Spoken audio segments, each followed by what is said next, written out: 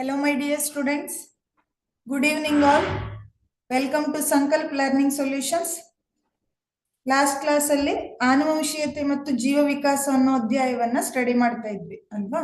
So ನಿನ್ನೆ class ಅಲ್ಲಿ ತಳಿಶಾಸ್ತ್ರದ ಬಗ್ಗೆ ಏನ್ ಮಾಡಿದ್ದೇವೆ, ಸ್ಟಡಿ ಮಾಡಿದ್ದೇವೆ. ತಳಿಶಾಸ್ತ್ರವನ್ನ ಯಾರು ಪ್ರತಿಪಾದನೆ ಮಾಡಿದ್ದಾರೆ ಅನ್ನೋದನ್ನ ಏನ್ ಮಾಡಿದ್ವಿ, ಕಲ್ತಿದ್ವಿ. ಸೊ ತಳಿಶಾಸ್ತ್ರದ ಪಿತಾಮಹ ಅಂತ ಹೇಳಿ ಯಾರನ್ನ ಕರೀತಾರೆ, ಗ್ರೆಗೋರ್ ಮೆಂಡಲ್ ರವರನ್ನ ತಳಿಶಾಸ್ತ್ರದ ಪಿತಾಮಹ ಅಂತ ಕರೀತಾರೆ ಅಂತ ಹೇಳಿದ್ದೆ. ಹಾಗೆ ತಳಿಶಾಸ್ತ್ರದ ಬಗ್ಗೆ ಇವರು ಯಾವ ಯಾವ ಪ್ರಯೋಗವನ್ನ ನಡೆಸಿದ್ದಾರೆ, ಹಾಗೆ ಅವುಗಳ ಫಲಿತಾಂಶವನ್ನ ಏನನ್ನ ಕೊಟ್ರು ಅನ್ನೋದನ್ನು ಎಕ್ಸ್ಪ್ಲೇನ್ ಮಾಡಿದ್ದಾನೆ. ಇವ್ರು ಏನ್ ಮಾಡಿದ್ದಾರೆ, ಬಟಾಣಿ ಸಸ್ಯದ ಮೇಲೆ ತಳಿಶಾಸ್ತ್ರವನ್ನ ಮಾಡ್ತಾರೆ. ಏಕತಳೀಕರಣ ಹಾಗೂ ದ್ವಿತಳೀಕರಣ ಅನ್ನೋ ಪ್ರಯೋಗವನ್ನ ಮಾಡಿ ಅವುಗಳ ಫಲಿತಾಂಶವನ್ನ ಕೊಟ್ಟಿದ್ದಾರೆ. ಏಕತಳೀಕರಣದಲ್ಲಿ ಇವರು ಏನ್ ಮಾಡಿದ್ದಾರೆ ಅಂದ್ರೆ, ಈ ಸಸ್ಯದ ಕಾಂಡವನ್ನ, ಬಟಾಣಿ ಸಸ್ಯದ ಕಾಂಡವನ್ನ ಬಳಸ್ಕೊಂಡು ಏನ್ ಮಾಡಿದ್ದಾರೆ, ಪ್ರಯೋಗವನ್ನ ಮಾಡಿದ್ದಾರೆ ಅಲ್ವಾ. ಸೊ ಇಲ್ಲಿ ಏಕತಳೀಕರಣದಲ್ಲಿ ಸಸ್ಯದ ಕಾಂಡ, ಹಾಗೆ ದ್ವಿತಳೀಕರಣದಲ್ಲಿ ಬಟಾಣಿ ಕಾಳನ್ನ ತಗೊಂಡು ಏನ್ ಮಾಡಿದ್ದಾರೆ, ಅದರ ಮೇಲೆ ದ್ವಿತಳೀಕರಣ ಪ್ರಯೋಗವನ್ನ ಮಾಡಿದ್ದಾರೆ. ಸೊ ಇಲ್ಲಿ ಬಟಾಣಿ ಗಿಡವನ್ನೇ ಬಳಸೋದಿಕ್ಕೆ ಕಾರಣ ಏನು ಅನ್ನೋದನ್ನು ಕೂಡ ಡಿಸ್ಕಸ್ ಮಾಡಿದ್ದೇವೆ. ಯಾಕೆ ಅಂದ್ರೆ ಅದು ವಿಭಿನ್ನ ಲಕ್ಷಣಗಳನ್ನ ಹೊಂದಿತ್ತು. ಅದರ ಕಾಂಡಗಳಲ್ಲಿರುವ ವ್ಯತ್ಯಾಸ, ಹೂಗಳ ಬಣ್ಣಗಳಲ್ಲೂ ವ್ಯತ್ಯಾಸವನ್ನ ಕಾಣ್ತೇವೆ, ಹೂವಿನ ಸ್ಥಾನದಲ್ಲಿ ವ್ಯತ್ಯಾಸವನ್ನ ಕಾಣ್ತೇವೆ. ಹೀಗೆ ಹಲವಾರು ವ್ಯತ್ಯಾಸಗಳಿರೋದ್ರಿಂದ ತಳಿಶಾಸ್ತ್ರಕ್ಕೆ ಅವರು ಬಟಾಣಿ ಸಸ್ಯವನ್ನ ಬಳಸ್ಕೊಂಡಿದ್ರು.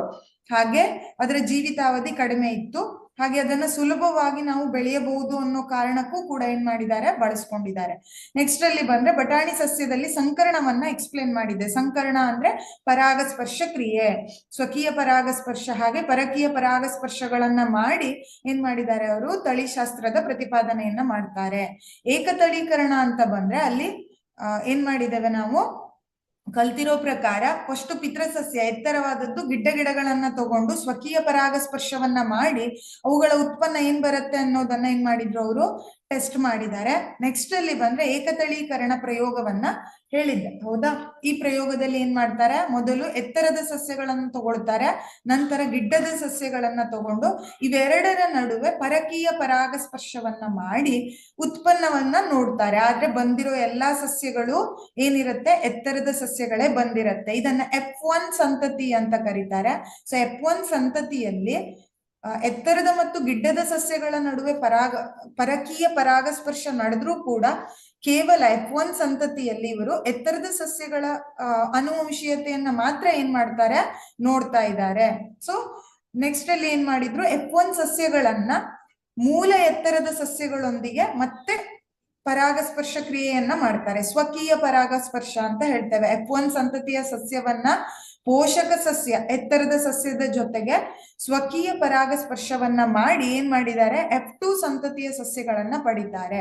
ಈ ಸಸ್ಯಗಳಲ್ಲಿ F2 ಸಂತತಿಯ ಸಸ್ಯಗಳಲ್ಲಿ ಇವರು ಏನ್ ಮಾಡ್ತಾರೆ, ಮಿಶ್ರ ತಳಿಯನ್ನ ನೋಡ್ತಾರೆ. ಅಂದ್ರೆ ಎತ್ತರದ ಸಸ್ಯಗಳು ಇತ್ತು, ಹಾಗೆ ಗಿಡ್ಡದ ಸಸ್ಯಗಳು ಇರೋದನ್ನ ಏನ್ ಮಾಡಿದ್ದೇವೆ, ನಾವಿಲ್ಲಿ ನೋಡಿದ್ದೇವೆ. ಸೊ ಇದರ ಅನುಪಾತ 3:1, ಅಂದ್ರೆ 3 ಎತ್ತರದ ಸಸ್ಯ ಇದ್ರೆ 1 ಗಿಡ್ಡ ಸಸ್ಯ ಅಂತ ಕಂಡುಹಿಡಿತಾರೆ. ಬಟ್ ಇಲ್ಲಿ 2 ತರದ ಸಸ್ಯಗಳು ಇದೆ ಅನ್ನೋದು ಏನಾಗುತ್ತೆ, ಕನ್ಫರ್ಮ್ ಆಗುತ್ತೆ. ಅಂದ್ಮೇಲೆ ಆನುವಂಶೀಯವಾಗಿ 2 ತರದ ಸಸ್ಯಗಳ ಗುಣಗಳು ಏನಾಗಿದೆ, ಬಳುವಳಿಯಾಗಿ ಬಂದಿದೆ ಅನ್ನೋದನ್ನ ನೋಡ್ತೇವೆ. ಸೊ ಇಲ್ಲಿ ಎತ್ತರದ ಸಸ್ಯಗಳೇ ಜಾಸ್ತಿ ಬಂದಿದ್ದಕ್ಕಾಗಿ ಅವುಗಳನ್ನ ಪ್ರಬಲ ಗುಣಗಳು ಅಂತ ನಿರ್ಧಾರ ಮಾಡ್ತಾರೆ. ಅದೇ ದುರ್ಬಲ ಗುಣಗಳು ಅನ್ನೋದನ್ನ ಏನ್ ಮಾಡ್ತೇವೆ, ಸ್ಮಾಲ್ ಟಿ ಇಂದ ನಿರ್ಧಾರ ಮಾಡ್ತೇವೆ. ಅಂದ್ರೆ ಇಲ್ಲಿ 2 ಸ್ಮಾಲ್ ಟಿಗಳು, 2 ಕುಬ್ಜ ಸಸ್ಯಗಳಿದ್ರೆ ಮಾತ್ರ ಕುಬ್ಜ ಸಸ್ಯಗಳು ಉತ್ಪತ್ತಿ ಆಗತ್ತೆ. ಆದ್ರೆ ಎತ್ತರದ ಸಸ್ಯಗಳು ಆಗ್ಬೇಕು ಅಂದ್ರೆ 2 ಎತ್ತರದ ಸಸ್ಯಗಳಿದ್ರೂ ಬರುತ್ತೆ, ಇಲ್ಲ ಅಂದ್ರೆ 1 ಎತ್ತರದ 1 ಕುಬ್ಜ ಸಸ್ಯ ಇದ್ರೂ ಕೂಡ ನಾವು ಎತ್ತರದ ಸಸ್ಯವನ್ನ ಪಡಿಬಹುದು. ಹಾಗಾಗಿ ಕ್ಯಾಪಿಟಲ್ ಟಿ ಅನ್ನ ನಾವು ಪ್ರಬಲ ಗುಣ ಅಂತ ತಗೊಂಡ್ರೆ ಸ್ಮಾಲ್ ಟಿ ಅನ್ನ ದುರ್ಬಲ ಗುಣ ಇರುವ ಸಸ್ಯ ಅಂತ ತಗೊಂಡಿದ್ದೇವೆ. ಸೊ ಇದು ಏಕತಳೀಕರಣದ ಪ್ರಯೋಗ. ಇದರಿಂದ ಅವರು ಜೀನ್ಗಳಿಂದ ಏನಾಗತ್ತೆ, ಆನುವಂಶೀಯವಾಗಿ ಗುಣಾಣುಗಳು ವರ್ಗಾವಣೆ ಆಗತ್ತೆ ಅನ್ನೋದನ್ನ ಏನ್ ಮಾಡಿದ್ದಾರೆ, ಪ್ರತಿಪಾದನೆ ಮಾಡಿದ್ದಾರೆ. ನೆಕ್ಸ್ಟ್ ಅಲ್ಲಿ ದ್ವಿತಳೀಕರಣದ ಬಗ್ಗೆ ಏನ್ ಮಾಡಿದ್ವಿ, ಸ್ಟಡಿ ಮಾಡಿದ್ವಿ. ಇಲ್ಲಿ ದುಂಡಾದ ಹಳದಿ ಸಸ್ಯ, ಸುಕ್ಕಾದ ಹಸಿರು ಸಸ್ಯವನ್ನ ತಗೊಂಡು ಪ್ರಯೋಗ ಮಾಡಿದಾಗ ದುಂಡಾದ ಹಳದಿ ಸಸ್ಯ ಬರುತ್ತೆ. ಇಲ್ಲಿ ನಾವು ಪರಕೀಯ ಪರಾಗಸ್ಪರ್ಶವನ್ನ ಮಾಡಿದ್ವಿ, ಆದ್ರೂ ಕೂಡ ದುಂಡಾದ ಹಳದಿ ಸಸ್ಯ ಮಾತ್ರ ಬಂದಿತ್ತು. ಇದನ್ನ F1 ಸಂತತಿ ಅಂತ ಕರೆದಿದ್ದೇವೆ. ನೆಕ್ಸ್ಟ್ ಅಲ್ಲಿ ಇದನ್ನ ನಾವೇನ್ ಮಾಡ್ತೇವೆ, ಮತ್ತೆ ಇನ್ನೊಂದು ಮೂಲ ದುಂಡಾದ ಹಳದಿ ಸಸ್ಯದ ಜೊತೆಗೆ ಸ್ವಕೀಯ ಪರಾಗಸ್ಪರ್ಶ ಮಾಡಿದಾಗ F2 ಸಂತತಿಯ ಸಸ್ಯಗಳಲ್ಲಿ ಎಲ್ಲಾ ತರದ ಸಸ್ಯಗಳು, ಎಲ್ಲಾ ತರದ ಕಾಳುಗಳು ಕೂಡ ಉತ್ಪತ್ತಿಯಾಗಿದೆ ಅಂದಾಗ ಇಲ್ಲೂ ಕೂಡ ಅವ್ರು ಏನ್ ಮಾಡ್ತಾರೆ, ಎತ್ತರದ ಸಸ್ಯ ಇರ್ಲಿ, ಕುಬ್ಜ ಸಸ್ಯ ಇರ್ಲಿ, ದುಂಡಾದ ಬೀಜ ಇರ್ಲಿ, ಸುಕ್ಕಾದ ಬೀಜ ಇರ್ಲಿ, ಗುಣಗಳು ಏನಾಗತ್ತೆ, ಸ್ವತಂತ್ರವಾಗಿ ಆನುವಂಶೀಯವಾಗಿದೆ ಅನ್ನೋದನ್ನ ಏನ್ ಮಾಡಿದ್ದಾರೆ, ಇಲ್ಲಿ ಪ್ರತಿಪಾದನೆ ಮಾಡಿದ್ದಾರೆ. ಇದನ್ನ ದ್ವಿತಳೀಕರಣ ಅಂತ ಸ್ಟಡಿ ಮಾಡಿದ್ವಿ. ನೆಕ್ಸ್ಟ್ ಅಲ್ಲಿ ಗುಣಗಳು ಹೇಗೆ ವ್ಯಕ್ತ ಆಗತ್ತೆ, ಲಿಂಗಗಳು ಹೇಗೆ ನಿರ್ಧಾರ ಆಗತ್ತೆ ಅನ್ನೋದನ್ನು ನಾನು ಹೇಳಿದ್ದೇನೆ. ಕ್ರೋಮೋಸೋಮ್ 23 ಜೋಡಿಗಳು ಗುಣತಂತುಗಳಿರತ್ತೆ, ಅದರಲ್ಲಿ ಒಂದು ಬಿಡಿ ಜೋಡಿ ಇರತ್ತೆ. ಸೊ ಅವುಗಳಿಂದ ಲಿಂಗ ನಿರ್ಧಾರ ಆಗತ್ತೆ. ಅದೇ ಹೆಣ್ಣು ಅಂತ ಬಂದಾಗ ಅಲ್ಲಿ 2 X ಗುಣಗಳನ್ನ ಹೊಂದಿರುವ ಲಿಂಗಾಣುಗಳಿರುತ್ತೆ, ಗಂಡಿನಲ್ಲಿ 1 X ಇನ್ನೊಂದು Y ಗುಣಗಳು ಇರುತ್ತೆ. ಸೊ ಇವುಗಳು ಯಾವುದು ಸೇರತ್ತೆ ಅನ್ನೋದ್ರ ಮೇಲೆ ಹುಟ್ಟುವ ಮಗುವಿನ ಲಿಂಗ ನಿರ್ಧಾರ ಆಗತ್ತೆ ಅನ್ನೋದನ್ನು ಏನ್ ಮಾಡಿದ್ದೇವೆ, ಸ್ಟಡಿ ಮಾಡಿದ್ದೇವೆ ನಿನ್ನೆ ಕ್ಲಾಸ್ ಅಲ್ಲಿ. ನೆಕ್ಸ್ಟ್ ಅಲ್ಲಿ ಬಂದ್ರೆ ಜೀವ ವಿಕಾಸ ಅನ್ನೋದನ್ನ ಹೇಳಿದ್ದೆ. ಇಲ್ಲಿ ಒಂದು ನಿದರ್ಶನ, 3 ತರದ ನಿದರ್ಶನವನ್ನ ಕೊಟ್ಟಿದ್ವಿ ಜೀರುಂಡೆಯ ಸಂತತಿಗಳ ಬಗ್ಗೆ. ಒಂದು ನಿದರ್ಶನದಲ್ಲಿ ಅವುಗಳು ಸಂತಾನೋತ್ಪತ್ತಿಯ ಕಾಲದಲ್ಲಿ ಬಣ್ಣ ಬದಲಾವಣೆ, ಕೆಂಪಿರೋದು ಹಸಿರಾಗಿ ಬದಲಾವಣೆಯಾಗಿ ಸಂತತಿ ಮುಂದುವರಿತು. ನೆಕ್ಸ್ಟ್ ಅಲ್ಲಿ 2ನೇ ನಿದರ್ಶನದಲ್ಲಿ ಆನುವಂಶೀಯ ದಿಕ್ಚ್ಯುತಿಯನ್ನ ನೋಡಿದ್ದೇವೆ. ಇಲ್ಲಿ ಏನಾಗತ್ತೆ,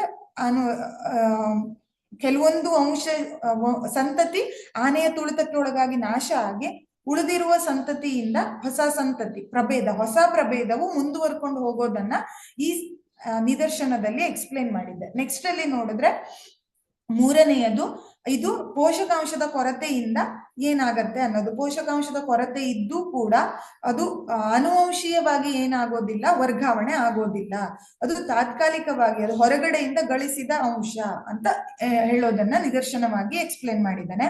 ನೆಕ್ಸ್ಟ್ ಅಲ್ಲಿ ಬಂದ್ರೆ ಜೀವ ವಿಕಾಸ. ಜೀವ ವಿಕಾಸದ ಬಗ್ಗೆ ನಾನು ಏನ್ ಮಾಡಿದ್ದೆ, ಸ್ವಲ್ಪ ಮಾತ್ರ ಹೇಳಿದ್ದೆ, 2 ಪಾಯಿಂಟ್ಸ್ ಅನ್ನ ಕಲ್ತಿದ್ದೇವೆ.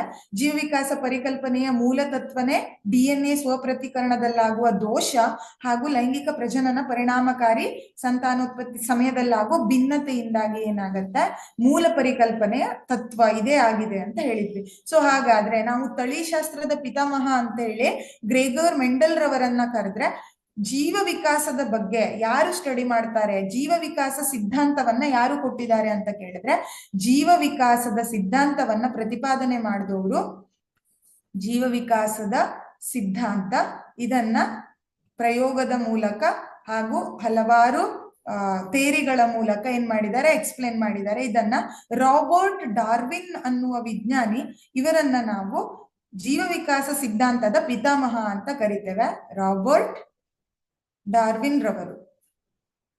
ಇದನ್ನು ಸಣ್ಣ ಸಣ್ಣ ವಿಷಯಗಳು ಕೂಡ ಇಂಪಾರ್ಟೆಂಟ್ ಆಗತ್ತೆ, ಎಕ್ಸಾಮ್ ಅಲ್ಲಿ ಯಾವ್ದ್ರ ಮೇಲೆ ಬೇಕಾದ್ರೂ ಕೇಳ್ಬಹುದು. ಜೀವ ವಿಕಾಸ ಸಿದ್ಧಾಂತವನ್ನ ಯಾರು ಮಂಡನೆ ಮಾಡ್ತಾರೆ ಅಂತ ಬಂದ್ರೆ ರಾಬರ್ಟ್ ಡಾರ್ವಿನ್ ರವರು ಅಂತ ಬರಿಬೇಕು. ತಳಿಶಾಸ್ತ್ರದ ಪಿತಾಮಹ ಅಂತ ಬಂದ್ರೆ ಗ್ರೆಗೋರ್ ಮೆಂಡೆಲ್ ರವರು ಅಂತ ಬರೀತೀರಾ, ಕನ್ಫ್ಯೂಸ್ ಮಾಡ್ಕೊಳ್ಳಿಕ್ ಹೋಗ್ಬೇಡಿ. ಸೊ ಇದು ಜೀವ ವಿಕಾಸದ ಪರಿಕಲ್ಪನೆ. ನಿನ್ನೆ ಕ್ಲಾಸ್ ಅಲ್ಲಿ ಲಾಸ್ಟ್ ಆಗಿ ನಾವು ಗಳಿಸಿದ ಮತ್ತು ಆನುವಂಶೀಯ ಗುಣಗಳನ್ನ ಸ್ಟಡಿ ಮಾಡಿದ್ವಿ. ಆನುವಂಶೀಯ ಗುಣಗಳು ಮಾತ್ರ ಮುಂದುವರ್ಕೊಂಡು ಹೋಗುತ್ತೆ, ಗಳಿಸಿದ ಗುಣಗಳು ಏನಾಗೋದಿಲ್ಲ, ಮುಂದುವರಿಯೋದಿಲ್ಲ ಅನ್ನೋದನ್ನ ಎಕ್ಸ್ಪ್ಲೇನ್ ಮಾಡಿದ್ದೆ ನಾನು, ಹೌದಾ? ಸೊ ಇಲ್ಲಿ ಗಳಿಸಿದ ಗುಣ ಅಂದ್ರೆ ನಾವು ಹುಟ್ಟಿದ ಮೇಲೆ ನಾವು ಏನ್ ಗಳಿಸ್ತೇವೋ ಅದು. ಅದಕ್ಕೆ ಎಕ್ಸಾಂಪಲ್ ಆಗಿ ಇಲಿಯನ್ನ ತಗೊಂಡು ಎಕ್ಸ್ಪ್ಲೇನ್ ಮಾಡಿದ್ದೆ. ಇಲಿ ಬಾಲವನ್ನ ನಾವು ಆಮೇಲೆ ಕಟ್ ಮಾಡಿದ್ರೆ, ಒಂದಿಷ್ಟು ತಳಿಗಳು ಹುಟ್ಟಿದ ಮೇಲೆ ಅವುಗಳ ಬಾಲವನ್ನ ಕಟ್ ಮಾಡ್ತಾ ಹೋದ್ರೆ ಅವುಗಳಿಂದ ಏನು ಸಂತತಿ ಉತ್ಪತ್ತಿ ಆಗುತ್ತೋ ಅದರಲ್ಲಿ ಬಾಲವನ್ನ ಹೊಂದಿರುವ ಇಲಿಗಳೇ ಹುಟ್ಟುತ್ತೆ, ಬಾಲ ಕಟ್ಟಾಗಿರೋ ಇಲಿಗಳು ಬರೋದಿಲ್ಲ ಅನ್ನೋದನ್ನು ಕೂಡ ಏನ್ ಮಾಡಿದಾವೆ, ಸ್ಟಡಿ ಮಾಡಿದಾವೆ ಅಲ್ವಾ? ಅಂದ್ರೆ ಗಳಿಸಿದ ಗುಣಗಳು ಆನುವಂಶೀಯವಾಗಿ ಏನಾಗೋದಿಲ್ಲ, ವರ್ಗಾವಣೆ ಆಗೋದಿಲ್ಲ. ಏನು ಅದು ಹುಟ್ಟದಾಗಿನಿಂದ ಅಂಶ ಇತ್ತೋ ಅದಷ್ಟೇ ಆನುವಂಶೀಯವಾಗಿ ವರ್ಗಾವಣೆ ಆಗ್ತಾ ಹೋಗುತ್ತೆ. ಇವತ್ತಿನ ಕ್ಲಾಸ್ ಅಲ್ಲಿ ಪ್ರಭೇದೀಕರಣ ಮತ್ತು ಅವುಗಳ ವರ್ಗೀಕರಣ, ಹಾಗೆ ಜೀವ ವಿಕಾಸ, ಮಾನವರಲ್ಲಿ ಮತ್ತೆ ಬೇರೆ ಬೇರೆ ಜೀವಿಗಳಲ್ಲಿ ಯಾವ ಅಂಶಗಳನ್ನ ಅವಲಂಬಿಸಿ ವಿಕಾಸ ಆಗ್ತಾ ಹೋಗುತ್ತೆ ಅನ್ನೋದನ್ನ ಸ್ಟಡಿ ಮಾಡ್ತಾ ಹೋಗೋಣ. ಪ್ರಭೇದೀಕರಣ ಅಂದ್ರೆ ಏನು? ಹೊಸ ಪ್ರಭೇದ ಅಂದ್ರೆ ಜೀವ, ಬೇರೆ ಬೇರೆ ಪ್ರಭೇದದ ಜೀವಿಗಳು ಜನಿಸೋದಕ್ಕೆ ಪ್ರಭೇದೀಕರಣ ಅಂತ ಕರಿತೇವೆ. ಹಾಗಾದ್ರೆ ಅವು ಹೇಗೆ ಅಸ್ತಿತ್ವಕ್ಕೆ ಬರುತ್ತೆ ಅನ್ನೋದನ್ನ ನೋಡೋಣ. ಸೊ ನಾವೀಗಾಗಲೇ ಜೀರುಂಡೆಯ ಎಕ್ಸಾಂಪಲ್ ಅನ್ನ ಕೊಟ್ಟಿದ್ದೆ. ಇದೇನ್ ಮಾಡತ್ತೆ, ಸಮೂಹಗಳು, ಜೀರುಂಡೆಯ ಸಂತತಿ ಅದರ ಉಳಿದವುಗಳ ಜೊತೆ ಸಂತಾನೋತ್ಪತ್ತಿಯನ್ನ ನಡೆಸುತ್ತೆ. ಅಂದ್ರೆ ಒಂದೇ ತರದ ಪ್ರಭೇದ ಉತ್ಪತ್ತಿ ಆಯ್ತು. ಈಗ ಪ್ರಭೇದೀಕರಣ ಅಂದ್ರೆ ಬೇರೆ ಬೇರೆ ಪ್ರಭೇದಗಳ ಉತ್ಪತ್ತಿ ಆಗ್ಬೇಕಲ್ವಾ? ಹಾಗಾಗಬೇಕು ಅಂದ್ರೆ ಜೀರುಂಡೆಯ ಸಮೂಹ ಏನ್ ಮಾಡುತ್ತೆ ಅಂದ್ರೆ ಸಂತಾನೋತ್ಪತ್ತಿ ನಡೆಸಲು ಸಾಧ್ಯವಾಗದೆ ಎರಡಾಗಿ ಬೇರ್ಪಡದಿದ್ದಲ್ಲಿ ಹೊಸ ಪ್ರಭೇದದ ಉಗಮ ಆಯ್ತು ಅಂತ ಹೇಳ್ತೇವೆ. ಅಂದ್ರೆ ಇಲ್ಲಿ ಜೀರುಂಡೆಗಳು ಅವುಗಳ ಒಂದೇ ಪ್ರಭೇದದವರ ಜೊತೆ ಸಂತಾನೋತ್ಪತ್ತಿ ನಡೆಸುತ್ತೆ. ಸೊ ಸೇಮ್ ಪ್ರಭೇದ ಉತ್ಪತ್ತಿ ಆಯ್ತು. ಹೊಸ ಪ್ರಭೇದದ ಉತ್ಪತ್ತಿ ಆಗಬೇಕು ಅಂದ್ರೆ ಏನಾಗ್ಬೇಕು? ಅಲ್ಲಿ ಎರಡು ಜೀರುಂಡೆ ಇದ್ರೂ ಕೂಡ ಅವುಗಳ ನಡುವೆ ಸಂತಾನೋತ್ಪತ್ತಿ ಆಗೋದಿಲ್ಲ. ಯಾಕೆ ಆಗೋದಿಲ್ಲ ಅಂದ್ರೆ ಅವುಗಳ ವಿಧ ಬೇರೆ ಇರತ್ತೆ ಅಂತ ಹೇಳ್ತೇವೆ. ಸೊ ಪ್ರಭೇದೀಕರಣ ಹೇಗಾಗತ್ತೆ, ಮೂಲ ಕಾರಣ ಏನು ಹಾಗಾದ್ರೆ ಅನ್ನೋದನ್ನ ನೋಡ್ತಾ ಹೋಗೋಣ. ಈಗ ನಾವು ಜೀರುಂಡೆಗಳ ಉದಾಹರಣೆಯನ್ನ ನೋಡಿದ್ದೇವೆ. ಇವುಗಳು ಆಹಾರಕ್ಕಾಗಿ ಏನ್ ಮಾಡತ್ತೆ? ಹಸಿರು ಸಸ್ಯಗಳನ್ನ ಅಥವಾ ಪೊದೆಗಳನ್ನ ಅವಲಂಬನೆ ಮಾಡ್ಕೊಂಡಿದೆ, ಹೌದಾ? ಸೊ ಇದೇನ್ ಮಾಡತ್ತೆ ಅಂದ್ರೆ ತನ್ನ ಆಹಾರಕ್ಕಾಗಿ ಅತಿ ದೂರ ಪ್ರಯಾಣ ಮಾಡೋದಿಲ್ಲ, ಹತ್ರದಲ್ಲಿ ಇರುವ ಪೊದೆಗಳನ್ನೇ ಅವಲಂಬಿಸಿರತ್ತೆ. ಅದಕ್ಕಾಗಿ ಏನಾಗುತ್ತೆ, ಅದರ ಸಂತತಿ ಅಲ್ಲಲ್ಲೇ ಬೆಳೀತಾ ಹೋಗುತ್ತೆ, ಪ್ರಭೇದೀಕರಣ ಆಗೋದಿಲ್ಲ. ಬೇರೆ ಬೇರೆ ವಿಧದ ಪ್ರಭೇದದ ಸಂತಾನೋತ್ಪತ್ತಿ ಇಲ್ಲಿ ಆಗೋದಿಲ್ಲ.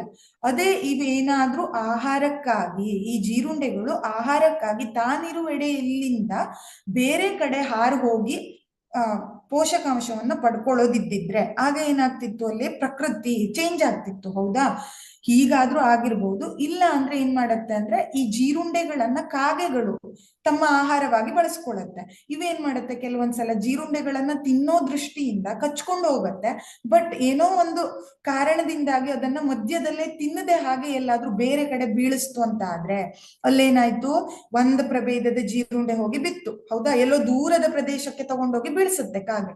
ಆಗೇನಾಯ್ತು? ಅಲ್ಲಿರುವ ಇತರ ಪ್ರಭೇದದ ಜೀರುಂಡೆಯ ಜೊತೆ ಇದೇನ್ ಮಾಡತ್ತೆ? ಸಂತಾನೋತ್ಪತ್ತಿ ಮಾಡತ್ತೆ. ಆಗ ಏನು ಉತ್ಪತ್ತಿ ಆಗತ್ತೆ ಅಲ್ವಾ? ಹೊಸ ಜೀರುಂಡೆಯ ಉತ್ಪತ್ತಿ ಆಯ್ತು, ಹೊಸ ಪ್ರಭೇದ ಏನಾಯ್ತು? ಉತ್ಪತ್ತಿ ಆಯ್ತು ಅಂತ ಹೇಳ್ತೇವೆ. ಸೊ ಇಲ್ಲಿ ಪ್ರಮುಖವಾಗಿ ಜೀರುಂಡೆಗಳು ತಾವಿರುವ ಜಾಗದಲ್ಲೇ ಆಹಾರವನ್ನು ಹುಡುಕಿಕೊಂಡಿದ್ರೆ ಅಲ್ಲಿ ಬೇರೆ ಪ್ರಭೇದ ಉತ್ಪತ್ತಿ ಆಗೋದಕ್ಕೆ ಏನಾಗ್ತಿರ್ಲಿಲ್ಲ, ಅವಕಾಶ ಇರ್ತಿರ್ಲಿಲ್ಲ. ಬಟ್ ಕೆಲವೊಂದ್ಸಲ ಏನಾಗತ್ತಂದ್ರೆ ಈ ಜೀರುಂಡೆಗಳು ಏನಾದ್ರೂ ತಮ್ಮ ಆಹಾರಕ್ಕಾಗಿ, ಕೆಲವೊಮ್ಮೆ ಸಾಹಸಿ ಜೀರುಂಡೆ ಅಂತ ಹೇಳ್ತೇವೆ, ಅಂದ್ರೆ ಈ ಜೀರುಂಡೆಗಳ ಒಂದು ಪ್ರಭೇದದಲ್ಲಿ ಒಂದು ಜೀರುಂಡೆ ಏನ್ ಮಾಡತ್ತೆ? ಧೈರ್ಯ ಮಾಡಿ ತಾನ್ ಇರುವೆಡೆಯಿಂದ ಬೇರೆ ಕಡೆ ದೂರದಲ್ಲಿ ತನ್ನ ಆಹಾರವನ್ನು ಹುಡುಕಿಕೊಂಡು ಹೋದ್ರೆ, ಅಥವಾ ಅಕಸ್ಮಾತ್ ಆಗಿ ಕಾಗೆ ಅದನ್ನ ತಗೊಂಡೋಗಿ ಬೇರೆ ಎಡೆಯಲ್ಲಿ ಬೀಳ್ಸಿದ್ರೆ ಅಲ್ಲಿ ಏನಾಗತ್ತೆ?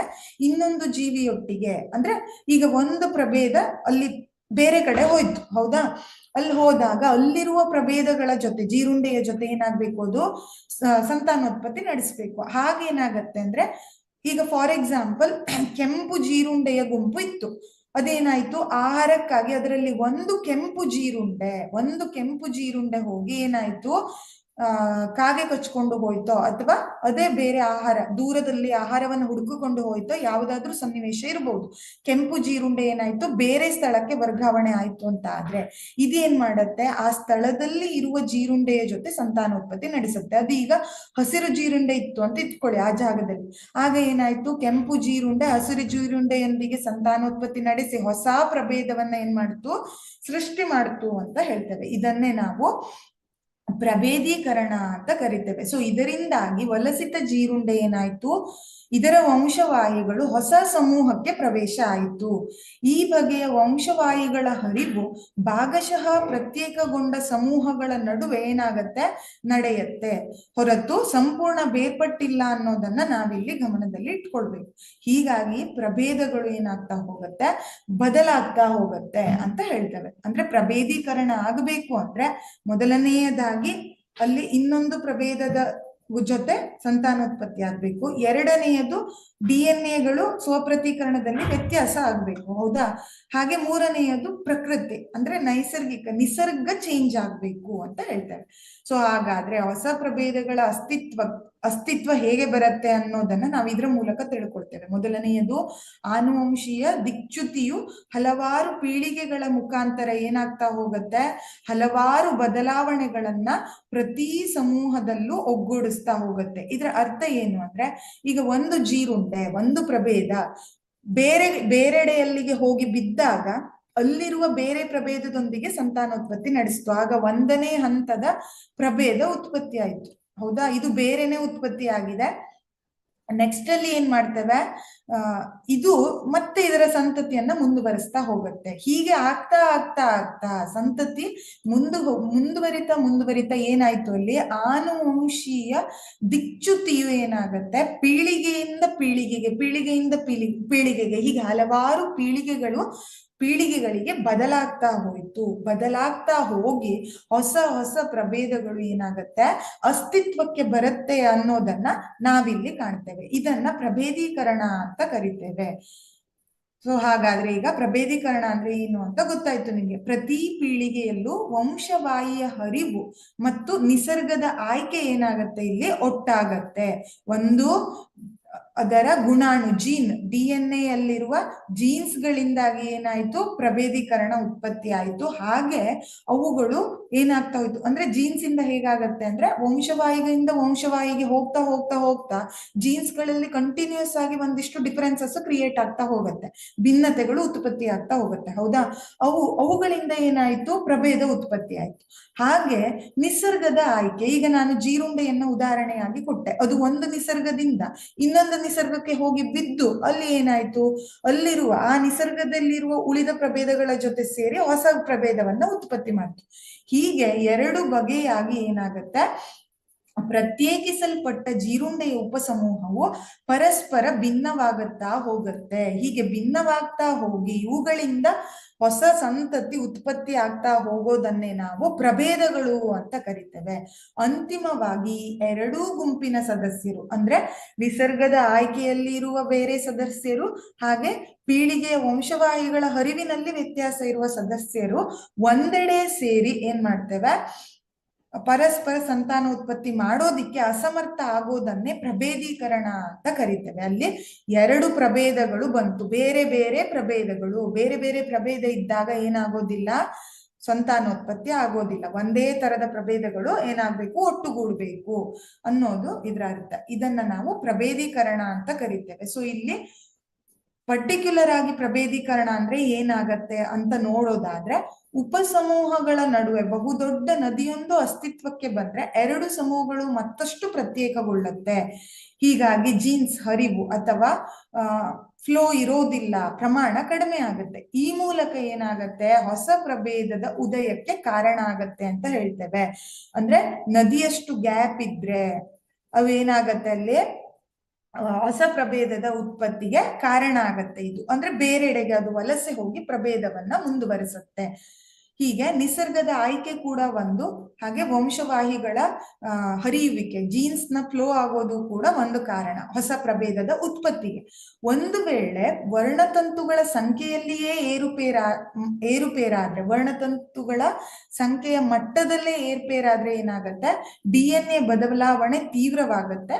ಆಗಲೂ ಕೂಡ ಹೊಸ ಪ್ರಭೇದ ಉತ್ಪತ್ತಿ ಆಗತ್ತೆ ಅಂತ ಹೇಳ್ತೇವೆ. ಸೊ ಈಗ ಮುಖ್ಯವಾಗಿ ಪ್ರಭೇದೀಕರಣಕ್ಕೆ ಕಾರಣ ಒಂದು ನಿಸರ್ಗದ ಆಯ್ಕೆ, ಇನ್ನೊಂದು ವರ್ಣತಂತು ಸಂಖ್ಯೆಯಲ್ಲಿ ಏರುಪೇರು ಅಂತ ಹೇಳ್ತೇವೆ. ಸೊ ಇದರಿಂದಾಗಿ ಏನಾಗತ್ತೆ, ಪ್ರಭೇದೀಕರಣ ಮುಂದುವರಿಯುತ್ತಾ ಹೋಗುತ್ತೆ. ಇದಿಷ್ಟನ್ನ ನಾವು ಪ್ರಭೇದೀಕರಣದಲ್ಲಿ ನೋಡ್ತೇವೆ. ನೆಕ್ಸ್ಟ್ ಅಲ್ಲಿ ಬಂದ್ರೆ ಜೀವ ವಿಕಾಸ ಮತ್ತು ವರ್ಗೀಕರಣ. ಜೀವ ವಿಕಾಸ ಹೇಗಾಯ್ತು, ಹಾಗೆ ವರ್ಗೀಕರಣವನ್ನ ಹೇಗ್ ಮಾಡ್ತೇವೆ, ಪ್ರಭೇದಗಳ ವರ್ಗೀಕರಣ ಹೇಗಾಗತ್ತೆ ಅನ್ನೋದನ್ನ ನೋಡೋಣ. ಜೀವ ವಿಕಾಸಿಯ ಸಂಬಂಧಗಳ ಪ್ರತಿಬಿಂಬವೇ ಪ್ರಭೇದಗಳ ವರ್ಗೀಕರಣ ಅಂತ ಕರಿತೇವೆ. ಪ್ರಭೇದಗಳು ಅಂದ್ರೆ ಏನು ಅಂತ ಗೊತ್ತಾಯ್ತು. ಈಗ ಅವುಗಳ ವರ್ಗೀಕರಣ ಅಂದ್ರೆ ಏನು, ಜೀವ ವಿಕಾಸಿಯ ಸಂಬಂಧಗಳ ಪ್ರತಿಬಿಂಬ, ಅದು ಹೇಗೆ ಪ್ರತಿಬಿಂಬಿಸುತ್ತೆ ಸಂಬಂಧವನ್ನ ಅನ್ನೋದನ್ನೇ ಪ್ರಭೇದಗಳ ವರ್ಗೀಕರಣ ಅಂದ್ರೆ ಪ್ರಭೇದಗಳನ್ನ ಡಿವೈಡ್ ಮಾಡ್ತೇವೆ ಅಂತ ಹೇಳ್ತೇವೆ. ಹತ್ತಿರದ ಸಂಬಂಧವುಳ್ಳ ಸಾಮಾನ್ಯ ಪೂರ್ವಜರನ್ನ ಹೊಂದಿರುವ ಸಣ್ಣ ಗುಂಪುಗಳನ್ನು ಮಾಡಬಹುದು. ಅಂದ್ರೆ ಅತಿ ಹತ್ತಿರದ ಸಂಬಂಧವುಳ್ಳ ಸಾಮಾನ್ಯ ಪೂರ್ವಜರು, ದೂರದ ಸಂಬಂಧ ಅಲ್ಲ. ಇಲ್ಲಿ ಪೀಳಿಗೆಯಿಂದ ಪೀಳಿಗೆಗೆ ತುಂಬಾ ದೂರ ಹೋಗ್ತಾ ಹೋದ ಕೂಡಲೇ ಬದಲಾಗತ್ತೆ. ಹೌದಾ, ಹತ್ತಿರದ ಪೀಳಿಗೆಯನ್ನ ನೋಡ್ತಾ ಹೋದ್ರೆ ಸಾಮಾನ್ಯ ಪೂರ್ವಜರನ್ನ ಹೊಂದಿರುವ ಒಂದು ಗುಂಪು ಸಿಗುತ್ತೆ. ಹೀಗೂ ಕೂಡ ನಾವೇನ್ ಮಾಡ್ಬೋದು, ವರ್ಗೀಕರಣ ಮಾಡ್ಬೋದು. ಇಲ್ಲ ಅಂದ್ರೆ ದೂರದ ಸಂಬಂಧವುಳ್ಳ ಸಾಮಾನ್ಯ ಪೂರ್ವಜರಿರುವ ಬೃಹತ್ ಗುಂಪುಗಳನ್ನ ಮಾಡ್ತಾ ಹೋಗ್ಬಹುದು. ಅಂದ್ರೆ ದೂರದ ಸಂಬಂಧವುಳ್ಳ ಸಾಮಾನ್ಯ ಪೂರ್ವಜರಿ ಇದ್ರೆ ಅವರ ಗುಂಪುಗಳನ್ನ ಏನ್ ಮಾಡ್ತಾ ಹೋಗ್ತೇವೆ, ಮಾಡ್ತಾ ಹೋಗು ಕೂಡ ಪ್ರಭೇದಗಳ ವರ್ಗೀಕರಣ ಮಾಡಬಹುದು. ಇಲ್ಲ ಅಂದ್ರೆ ಈಗ ಇದಿಷ್ಟನ್ನ ನೋಡ್ತಾ ಹೋದ್ರೆ ನಮ್ಗೆ ಜೀವ ವಿಕಾಸದ ಮೂಲ ಅಂತ ಹುಡುಕ್ತಾ ಹೋಗ್ಬೇಕು. ಹೌದಾ? ಈಗ ಯಾವುದೇ ಜೀವ ವಿಕಾಸ ವರ್ಗೀಕರಣ ಆಗಬೇಕು ಅಥವಾ ಜೀವ ವಿಕಾಸ ಆಗಬೇಕು ಅಂದ್ರೆ ಮೊದಲನೆಯದಾಗಿ ಅಲ್ಲಿ ಸಂತಾನೋತ್ಪತ್ತಿ ಆಗಬೇಕು. ಹೌದಾ? ನಾನು ಮೂಲದ ಬಗ್ಗೆ ಮಾತಾಡ್ತಾ ಇದ್ದೇನೆ. ಮೂಲವಾಗಿ ಅಲ್ಲಿ 2 ಜೀವಿಗಳು ಇರಬೇಕು. ಹಾಗಾದ್ರೆ ಸೊ ಇಲ್ಲಿ ನಮ್ಗೆ ಪ್ರಶ್ನೆ ಬರುತ್ತೆ, ಇದು ಪ್ರಾರಂಭ ಹೇಗಾಯ್ತು? ಜೀವ ವಿಕಾಸವು ಹೇಗೆ ಪ್ರಾರಂಭ ಆಯ್ತು? ಹಾಗಾದ್ರೆ ಅಲ್ಲಿ ಅಸ್ತಿತ್ವದಲ್ಲೇ ಮೊದಲೇ 2 ಜೀವಿಗಳಿದ್ವಾ? 2 ಜೀವಿ ಸೃಷ್ಟಿ ಇತ್ತ? ಅವುಗಳ ನಡುವೆ ಸಂತಾನೋತ್ಪತ್ತಿಯಾಗಿ ಜೀವ ವಿಕಾಸ ಆಯ್ತಾ ಅನ್ನೋ ಪ್ರಶ್ನೆಗಳು ಬರ್ತಾ ಹೋಗುತ್ತೆ. ಸೊ ಅದನ್ನ ನಾವು ಯೋಚನೆ ಮಾಡಿದ್ರೆ ಜೀವ ವಿಕಾಸದ ಪ್ರಾರಂಭಿಕ ಸಮಯದಲ್ಲಿ ಒಂದೇ ಪ್ರಭೇದದ ಪರಿಕಲ್ಪನೆ ಹಂತವನ್ನ ನಾವು ತಿಳ್ಕೊಳ್ತೇವೆ. ಪ್ರಭೇದ ಒಂದೇ ಇತ್ತು, ಅದರಿಂದನೇ ಜೀವ ವಿಕಾಸ ಆಯ್ತು. ಹೀಗೆ ಯೋಚನೆ ಮಾಡ್ತಾ ಹೋದ್ರೆ ಆ ಪ್ರಭೇದ ಯಾವುದು? ಅದರಲ್ಲಿ 2 ಜೀವಿ ಇತ್ತೋ 1 ಜೀವಿ ಇತ್ತೋ ಅನ್ನೋ ಕ್ವಶನ್ ಬರುತ್ತೆ. ಸೊ ಇದನ್ನ ನಾವು ತಿಳ್ಕೊಳ್ತಾ ಹೋದ್ರೆ ನಿರವಯವ ವಸ್ತುಗಳಿಂದ ಜೀವದ ಸೃಷ್ಟಿ ಮೊದಲು ಉತ್ಪತ್ತಿ ಆಯ್ತು ಅನ್ನೋದನ್ನ ಇಲ್ಲಿ ನಾವು ತಿಳ್ಕೊಳ್ಬಹುದು. ನಿರವಯವ ವಸ್ತುಗಳಿಂದ ಏನಾಗತ್ತೆ? ಜೀವಿಯ ಸೃಷ್ಟಿ ಆಗತ್ತೆ. ಮೊದಲ ಜೀವಿ ಹೀಗೆ ಉತ್ಪತ್ತಿ ಆಯ್ತು. ನಿರವಯವ ವಸ್ತುಗಳು, ನೀವು ಸಾವಯವ ವಸ್ತು ನಿರವಯವ ವಸ್ತುಗಳ ಬಗ್ಗೆ ತುಂಬಾ ಸಲ ಕೇಳಿದ್ದೀರಾ, ಕಲ್ತಿದ್ದೀರಾ. ಹೌದಾ? ಸೊ ನಿರವಯವ ವಸ್ತುಗಳಿಂದ ಏನಾಗತ್ತೆ? ಮೊದಲು ಜೀವಿ ಸೃಷ್ಟಿ ಆಯ್ತು, ಅದರಿಂದ ಆ ಜೀವಿಯಿಂದ ಜೀವ ವಿಕಾಸ ಆಗ್ತಾ ಹೋಯ್ತು ಅನ್ನೋದನ್ನ ನಾವಿಲ್ಲಿ ನೋಡ್ತೇವೆ. ಇದು ಯಾವುದಕ್ಕೆ ಉತ್ತರವನ್ನ ಕೊಡುತ್ತೆ ಅಂದ್ರೆ ಪ್ರಾರಂಭದಲ್ಲಿ ಜೀವ ವಿಕಾಸದ ಹುಟ್ಟು ಅಥವಾ ಜೀವ ವಿಕಾಸ ಮೊದಲು ಎಲ್ಲಿಂದ ಶುರುವಾಯಿತು ಅನ್ನೋದನ್ನ ನಾವು ನೋಡ್ತಾ ಹೋದ್ರೆ ನಮ್ಗಿಲ್ಲಿ ನಿರವಯವ ವಸ್ತುಗಳಿಂದ ಏನಾಯ್ತು? ಜೀವದ ಸೃಷ್ಟಿ ಮೊದಲುಗೊಂಡು ಅನ್ನೋದನ್ನ ನಾವಿಲ್ಲಿ ತಿಳ್ಕೊಳ್ತೇವೆ. ಹಾಗಾದ್ರೆ ಇನ್ನು ಮುಂದುವರೆದು ನೋಡ್ತಾ ಹೋದ್ರೆ ಜೀವಿಗಳ ನಡುವಿನ ಸಾಮ್ಯತೆಗಳು ಅವುಗಳನ್ನ ಗುಂಪಾಗಿ ವಿಂಗಡಿಸಿದ ನಂತರ ನಮ್ಗೆ ಅಧ್ಯಯನ ಮಾಡೋದಕ್ಕೆ ಏನಾಗತ್ತೆ?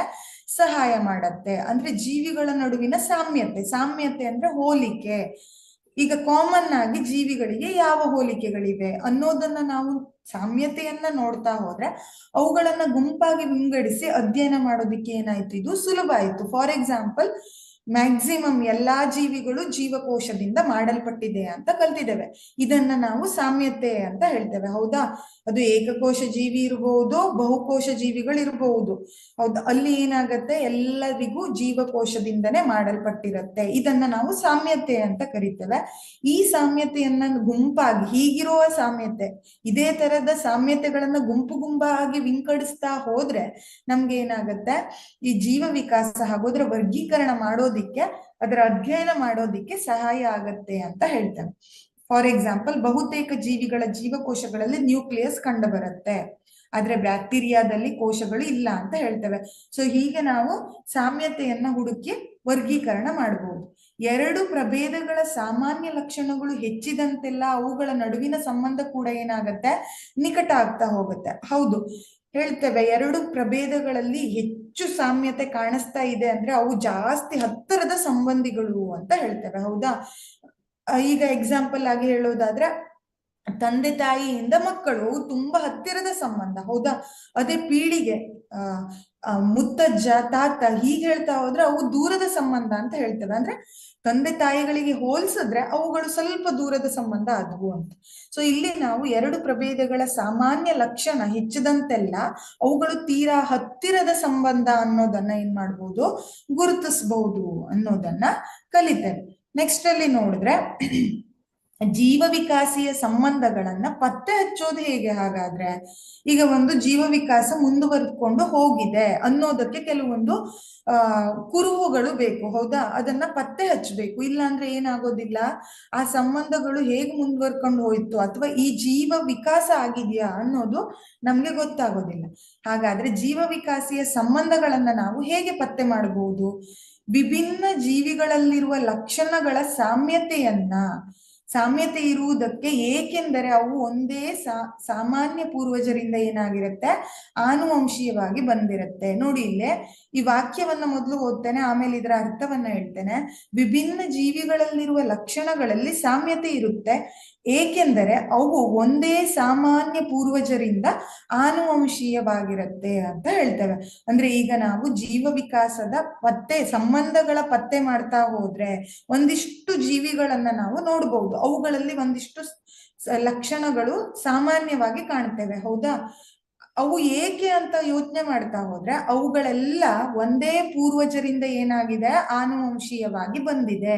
ಮುಂದೆ ಅವುಗಳ ಸಾಮ್ಯತೆ ಬದಲಾಗಬಹುದು, ಆದ್ರೆ ಆ ಜೀವಿಗಳ ಸಾಮ್ಯತೆ ಏಕೆ ಇದೆ, ಈ ಕೆಲವೊಂದು ಲಕ್ಷಣಗಳು ಹೊಂದಾಣಿಕೆ ಯಾಕೆ ಆಗ್ತಾ ಇದೆ ಅಂತ ಯೋಚನೆ ಮಾಡಿದ್ರೆ ಅವುಗಳು ಆ ಎಲ್ಲಾ ಗುಂಪಿನ ಯಾವ್ಯಾವುದು ಸಾಮ್ಯತೆಯನ್ನ ತೋರಿಸ್ತಾ ಇದೆಯೋ ಜೀವಿ, ಅವುಗಳೆಲ್ಲದರ ಮೂಲ ಅಥವಾ ಪೂರ್ವಜರು ಒಂದೇ ಇದ್ದಾರೆ. ಸಾಮಾನ್ಯ ಪೂರ್ವಜರಿಂದ ಏನಾಗ್ತಾ ಇದೆ, ಅದು ಆನುವಂಶೀಯವಾಗಿ ಬರ್ತಾ ಇದೆ ಅನ್ನೋದನ್ನ ನಾವಿಲ್ಲಿ ಗಮನಿಸ್ತೇವೆ.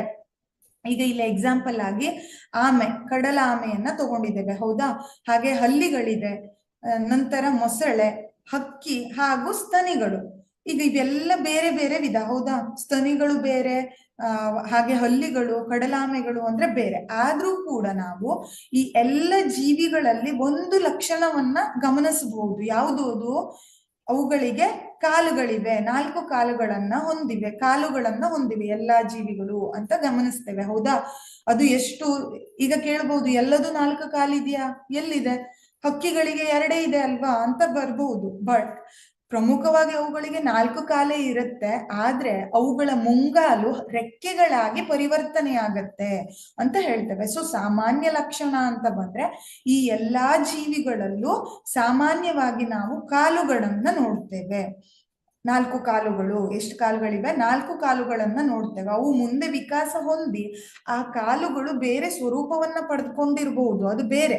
ಬಟ್ ಮೂಲ ನೋಡ್ತಾ ಹೋದ್ರೆ ಅವುಗಳು, ಈ ಎಲ್ಲಾ ಜೀವಿಗಳು ಪ್ರಮುಖವಾಗಿ 4 ಕಾಲುಗಳನ್ನ ಹೊಂದಿತ್ತು. ಇದು ಈ ಜೀವಿಗಳಲ್ಲಿರುವ ಸಾಮ್ಯತೆ ಅಂತ ಹೇಳ್ತೇವೆ, ಹೌದಾ? ಉದಾಹರಣೆಗೆ ಹಕ್ಕಿಗಳು, ಸರೀಸೃಪಗಳು ಹಾಗೆ ಉಭಯವಾಸಿಗಳಲ್ಲಿರುವಂತೆ ಸ್ತನಿಗಳಲ್ಲೂ ಕೂಡ 4 ಕಾಲುಗಳಿವೆ. ಈ ಕಶೇರುಕಗಳ ಕಾಲುಗಳು, ಕಶೇರುಕ ಅಕಶೇರುಕದ ಬಗ್ಗೆ ಈಗಾಗಲೇ ಕಲ್ತಿದ್ದೀರಾ. ಕಶೇರುಕ ಅಂದ್ರೆ ಬೆನ್ನು ಮೂಳೆ ಹೊಂದಿರುವಂತಹ ಜೀವಿ, ಅಕಶೇರುಕ ಅಂದ್ರೆ ಮೂಳೆಗಳಿಲ್ಲದೆ ಇರುವಂತ, ಬೆನ್ನು ಮೂಳೆ ಇಲ್ಲದೆ ಇರುವಂತ ಜೀವಿ ಅಂತ ಹೇಳ್ತೇವೆ. ಕಶೇರುಕ ಅಕಶೇರುಕಗಳನ್ನ ಕಲ್ತಿದ್ದೀರಾ ನೀವು. ಸೊ ಇಲ್ಲಿರೋದೆಲ್ಲ ಕಶೇರುಕಗಳೇ, ಹೌದಾ? ಅವುಗಳು ಕಾಲುಗಳನ್ನ, 4 ಕಾಲುಗಳನ್ನ ಹೊಂದಿರೋದೇ ಅವುಗಳ ಸಾಮ್ಯತೆಯ ಲಕ್ಷಣ. ಇವುಗಳು ವಿಭಿನ್ನ ಕಾರ್ಯಗಳನ್ನ ನಿರ್ವಹಿಸೋದಕ್ಕಾಗಿ ಏನಾಗಿದೆ, ಮುಂದೆ ಮಾರ್ಪಾಡಾಗ್ತಾ ಹೋಗುತ್ತೆ. ಅವುಗಳ ಮೂಲ ವಿನ್ಯಾಸ, ಆದ್ರೆ ವಿನ್ಯಾಸ ಏನಿದೆ ಒಂದೇ ಇದೆ. ವಿನ್ಯಾಸ ಅಂದ್ರೆ ಏನು? ಪ್ರಮುಖವಾಗಿ ಅವೆಲ್ಲ 4 ಕಾಲುಗಳನ್ನೇ ಹೊಂದಿತ್ತು, ಬಟ್ ಬೇರೆ ಬೇರೆ ಕಾರ್ಯನಿರ್ವಹಣೆ ಮಾಡೋದಿಕ್ಕೋಸ್ಕರ ಅವು ಬೇರೆ ಬೇರೆ ರೂಪವನ್ನ ಪಡ್ಕೊಳ್ತು. ಈಗ ಹಕ್ಕಿ ಅಂತ ಬಂದ್ರೆ ಹಕ್ಕಿಯಲ್ಲಿ 4 ಕಾಲೇ ಇತ್ತು ಪ್ರಮುಖವಾಗಿ ನೋಡ್ಲಿಕ್ಕೆ ಹೋದ್ರೆ, ಬಟ್ ಅದು ಕಾರ್ಯನಿರ್ವಹಣೆ ಆಗುವಾಗ ಏನಾಯ್ತು, ಕಾರ್ಯನಿರ್ವಹಣೆಯ ಸಲುವಾಗಿ ಮುಂಗಾಲುಗಳು ರೆಕ್ಕೆಗಳಾಗಿ ಏನಾಗ್ತಾ ಹೋಯ್ತು, ಮಾರ್ಪಡ್ತಾ ಹೋಯ್ತು ಅನ್ನೋದನ್ನ ಇಲ್ಲಿ ನೋಡ್ತೇವೆ. ಬಟ್ ಇವುಗಳ ಮೂಲ ವಿನ್ಯಾಸ, ಮೂಲ ಅಂದ್ರೆ ಎಲ್ಲದಕ್ಕೂ ಏನಿದೆ, 4 ಕಾಲುಗಳೇ ಇತ್ತು. ಅವುಗಳ ಕಾರ್ಯನಿರ್ವಹಣೆಗೆ ಅನುಕೂಲ ಆಗ್ಲಿ ಅಂತ ಹೇಳಿ ಮುಂದೆ ಅವು ಮಾರ್ಪಾಟಾಗ್ತಾ ಹೋಯ್ತು ಅನ್ನೋದನ್ನ ನಾವಿಲ್ಲಿ ಗಮನಿಸ್ತೇವೆ. ನೆಕ್ಸ್ಟ್ ಅಲ್ಲಿ ಬಂದ್ರೆ ಮತ್ತೆ ಸಂಬಂಧಗಳ ಪತ್ತೆ ಮಾಡುವಿಕೆ ಅಂತ ಬಂದ್ರೆ ವಿಭಿನ್ನವಾಗಿ ಕಾಣುವ ಪ್ರಭೇದಗಳ ನಡುವೆ ಜೀವ ವಿಕಾಸಿಯ ಸಂಬಂಧಗಳನ್ನ ಗುರುತಿಸಲು ಕೂಡ ಸಮರೂಪಿ ಗುಣಲಕ್ಷಣಗಳು ಏನಾಗತ್ತೆ, ಸಹಾಯ ಆಗತ್ತೆ. ಈಗ ಬಾವಲಿ, ಹೌದಾ? ಬಾವಲಿ ಅಂತ ಹೇಳ್ತೇವೆ. ಹಾಗೆ ಇದು ಒಂದು ಪಕ್ಷಿ, ಯಾವ್ದಾದ್ರೂ ಇರಬಹುದು. ಇವು ಎರಡನ್ನ ನೋಡಿದ್ರೆ ನಮ್ಗೆ ಏನಾದ್ರೂ ಸಾಮ್ಯತೆಗಳು ಅಥವಾ ಸಮರೂಪಿ ಗುಣಲಕ್ಷಣಗಳು ಕಾಣಿಸ್ತಾ ಇದೆಯಾ? ಇವು ಎರಡು ಬೇರೆ ಬೇರೆ. ಬಾವಲಿಯನ್ನ ನಾವು ಸ್ತನಿ ಅಂತ ಹೇಳ್ತೇವೆ, ಹೌದಾ? ಇದು ಸ್ತನಿಯ ಗುಂಪಿಗೆ ಬಂದ್ರೆ ಪಕ್ಷಿ, ಇದು ಬೇರೆ ಜೀವಿ ಅಲ್ವಾ? ಇದು ಬೇರೆ ಜೀವಿಗೆ ಬರುತ್ತೆ. ಸೊ ಆದ್ರೂ ಕೂಡ ಇವುಗಳಲ್ಲಿ ಏನಾದ್ರೂ ಸಮರೂಪಿ ಗುಣಲಕ್ಷಣಗಳು ಕಾಣಿಸ್ಬೋದು ಕೆಲವೊಂದ್ಸಲ. ವಿಭಿನ್ನವಾಗಿ ಕಾಣುವ ಪ್ರಭೇದ ಅಂದ್ರೆ ಬಾವಲಿ ಮತ್ತೆ ಪಕ್ಷಿ ಅನ್ನೋದು ವಿಭಿನ್ನ ಪ್ರಭೇದ. ಇಲ್ಲಿ ಇವುಗಳು ವಿಭಿನ್ನವಾಗಿ ಕಾಣುವ ಪ್ರಭೇದ ಆದ್ರೂ ಕೂಡ ಜೀವ ವಿಕಾಸಿಯ ಸಂಬಂಧವನ್ನ ಗುರುತಿಸೋದಕ್ಕೆ ಹೋದ್ರೆ ಕೆಲವೊಂದು ಸಮರೂಪಿ ಗುಣಲಕ್ಷಣಗಳನ್ನ ನಾವಿಲ್ಲಿ ಕಾಣುತ್ತೇವೆ. ಏನದು ಸಮರೂಪಿ ಗುಣಲಕ್ಷಣ? ನೋಡಿ, ಇಲ್ಲಿ ಬಾವಲಿಯ ಸಂತತಿ ಹೇಗೆ ಮುಂದುವರಿಯುತ್ತೆ? ಬಾವಲಿ ಇದೇನ್ ಮಾಡತ್ತೆ, ಮರಿ ಹಾಕತ್ತೆ, ಹೌದಾ? ಮರಿ ಹಾಕೋದ್ರ ಮೂಲಕ ಏನಾಯ್ತು, ಇದರ ಸಂತತಿ ಮುಂದುವರಿತು. ಆದ್ರೆ ಪಕ್ಷಿಗಳು ಅಂತ ಬಂದ್ರೆ ಇವೇನ್ ಮಾಡತ್ತೆ, ಮೊಟ್ಟೆ ಇಡತ್ತೆ. ಮೊಟ್ಟೆ ಇಟ್ಟು ಮೊಟ್ಟೆಯಿಂದ ಏನಾಯ್ತು, ಮರಿ ಆಯ್ತು. ಡೈರೆಕ್ಟ್ ಮರಿಗಳು ಬರೋದಿಲ್ಲ ಪಕ್ಷಿಗಳಿಗೆ, ಹೌದಾ. ಜನರಲ್ ಆಗಿ ಸಾಧಾರಣ ಮ್ಯಾಕ್ಸಿಮಮ್ ಪಕ್ಷಿಗಳನ್ನ ನೋಡ್ಲಿಕ್ಕೆ ಹೋದ್ರೆ ಅವೆಲ್ಲ ಫಸ್ಟ್ ಮೊಟ್ಟೆ ಇಡತ್ತೆ, ಆಮೇಲೆ ಅದರಿಂದ ಮರಿ ಹೊರಗೆ ಬರುತ್ತೆ. ಆದ್ರೆ ಬಾವಲಿ ಇದು ಸ್ತನಿ, ಇದೇನ್ ಮಾಡತ್ತೆ, ಮೊಟ್ಟೆ ಇಡೋದಿಲ್ಲ, ಮರಿಯನ್ನ ಹಾಕತ್ತೆ. ಇಲ್ಲಿ ನಾವು ಏನ್ ನೋಡ್ಬಹುದು, ಭಿನ್ನತೆಯ ಪ್ರಭೇದವನ್ನ ನೋಡ್ಬಹುದು. ಇದು ಭಿನ್ನತೆಯನ್ನ ತೋರ್ಸಿದ್ರೂ ಕೂಡ ಜೀವ ವಿಕಾಸದ ಸಂಬಂಧ ಅಂತ ಬಂದ್ರೆ ಕೆಲವೊಂದು ಲಕ್ಷಣಗಳನ್ನ ನಾವಿಲ್ಲಿ ಗುರುತಿಸಬಹುದು. ಆ ಲಕ್ಷಣಗಳು ಏನದು, ಬಾವಲಿಗೂ ರೆಕ್ಕೆ ಇದೆ, ಹಾಗೆ ಪಕ್ಷಿಗಳಿಗೂ ಕೂಡ ರೆಕ್ಕೆ ಇರೋದನ್ನ ನಾವಿಲ್ಲಿ ನೋಡ್ತೇವೆ. ಆದರೆ ಆ ರೆಕ್ಕೆಗಳ ವಿನ್ಯಾಸ ಏನಿರುತ್ತೆ ಇಲ್ಲಿ ಬದಲಿರುತ್ತೆ. ಅವುಗಳು ಮೇಲ್ನೋಟಕ್ಕೆ ಒಂದೇ ಕಾಣಿಸಿದ್ರು ಕೂಡ ಅವುಗಳ ವಿನ್ಯಾಸ ಏನಿದೆ ಬದಲಾವಣೆ ಇದೆ. ವಿನ್ಯಾಸ ಅಂತ ಬಂದ್ರೆ ನೋಡಿ ಇಲ್ಲಿ ಅದರ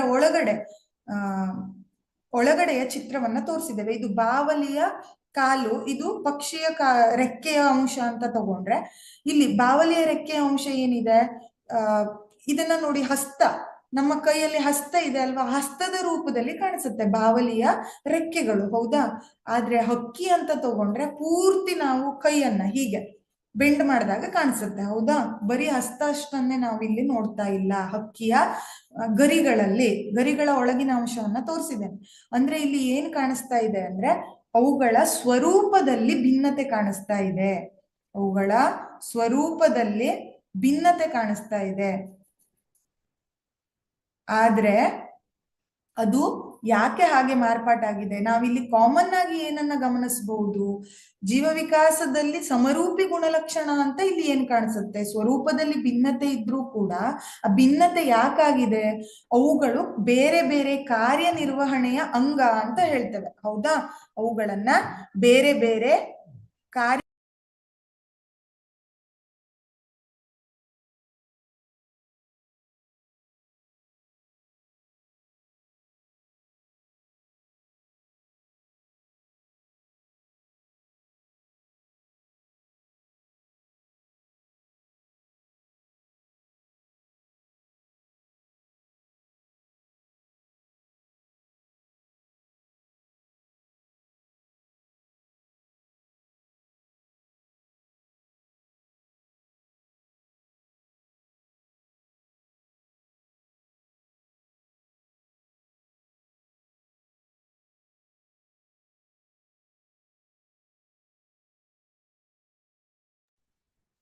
ಸೊ ಇಲ್ಲಿ ನಾವು ಬಾವಲಿ ಮತ್ತೆ ಪಕ್ಷಿ ಬಗ್ಗೆ ಹೇಳ್ತಾ ಇದ್ದೆ ಅಲ್ವಾ. ಬಾವಲಿಯಲ್ಲಿ ಹಾಗೆ ಪಕ್ಷಿಗಳಲ್ಲಿ ನಾವು ಮೇಲ್ನೋಟಕ್ಕೆ ನೋಡಿದ್ರೆ ಎರಡಕ್ಕೂ ರೆಕ್ಕೆಗಳನ್ನ ಕಾಣತ್ತೆ, ಹೌದಾ. ಎರಡು ಪಕ್ಷಿಗೆ ಮತ್ತೆ ಬಾವಲಿಗೆ ಇಬ್ಬರಿಗೂ ಏನಿದೆ, ರೆಕ್ಕೆಗಳು ಕಾಣಿಸ್ತಾ ಇದೆ.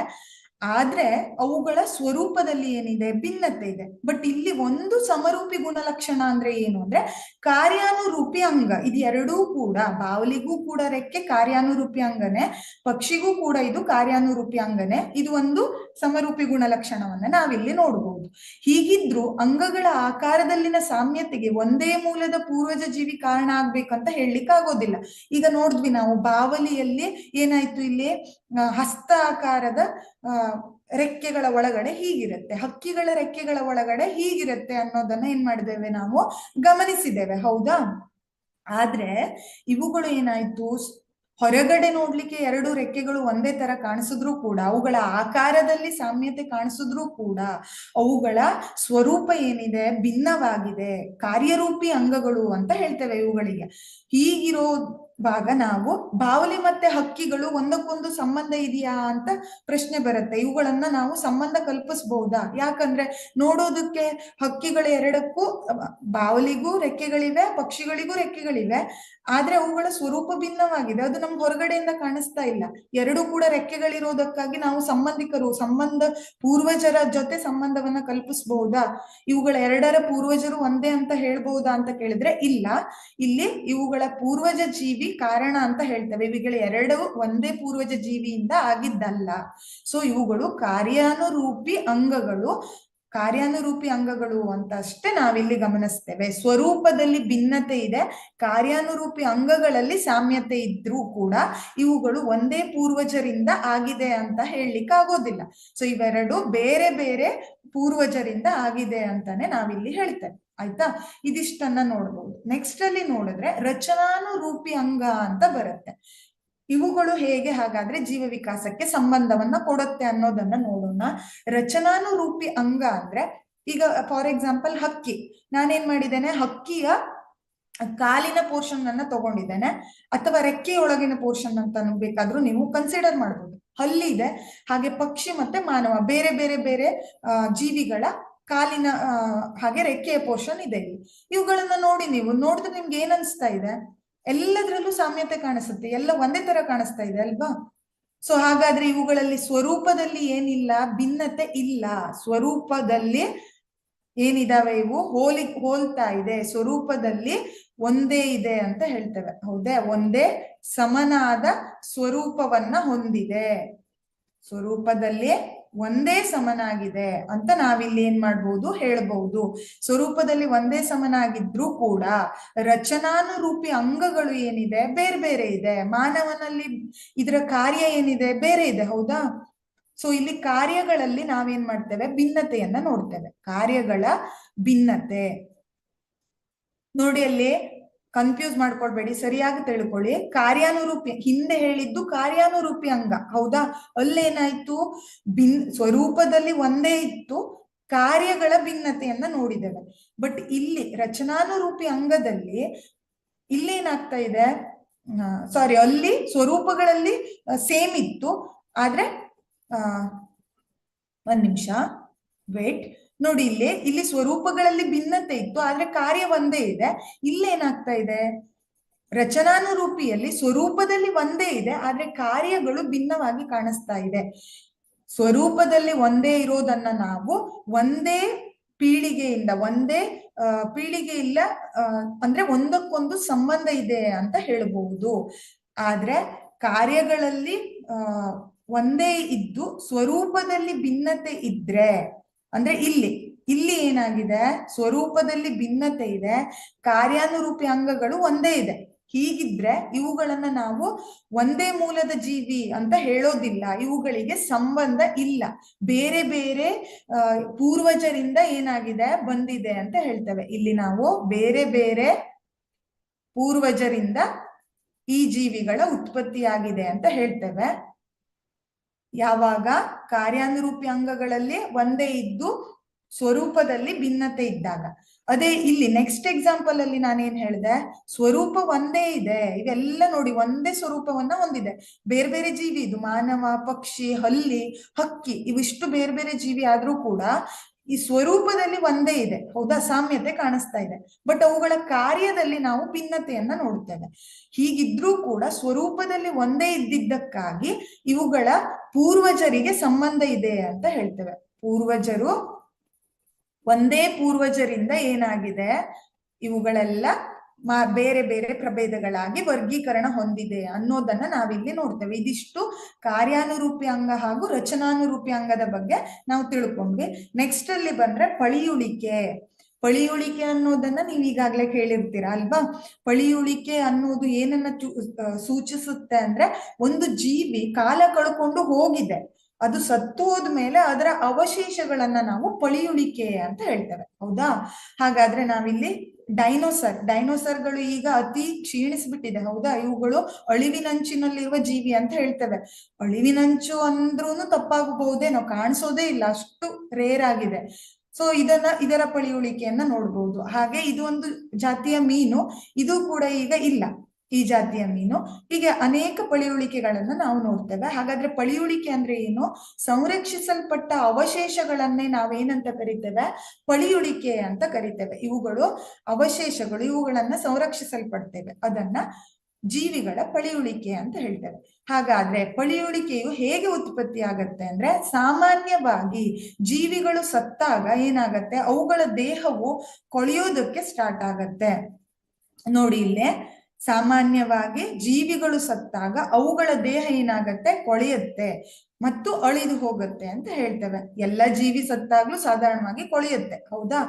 ಆದ್ರೆ ಕೆಲವೊಂದ್ಸಲ ಏನಾಗತ್ತೆ, ಕೆಲವೊಮ್ಮೆ ಇಡೀ ದೇಹ ಅಥವಾ ಕೆಲವು ಭಾಗಗಳು ಸಂಪೂರ್ಣವಾಗಿ ಕೊಳೆಯದಂತಹ ಪರಿಸರದಲ್ಲಿ ಇರಬಹುದು. ಅಂದ್ರೆ ಈಗ ಒಂದು ಜೀವಿ ಸತ್ತಿದೆ, ಅದು ಸತ್ತ ಮೇಲೆ ಅದು ಕೊಳಿಬೇಕು, ಹೌದಾ, ಕೊಳೆತು ಲಾಸ್ಟ್ ಅಲ್ಲಿ ಅವಶೇಷ ಪಳಿಯುಳಿಕೆಯಾಗಿ ಉಳಿಯುತ್ತೆ.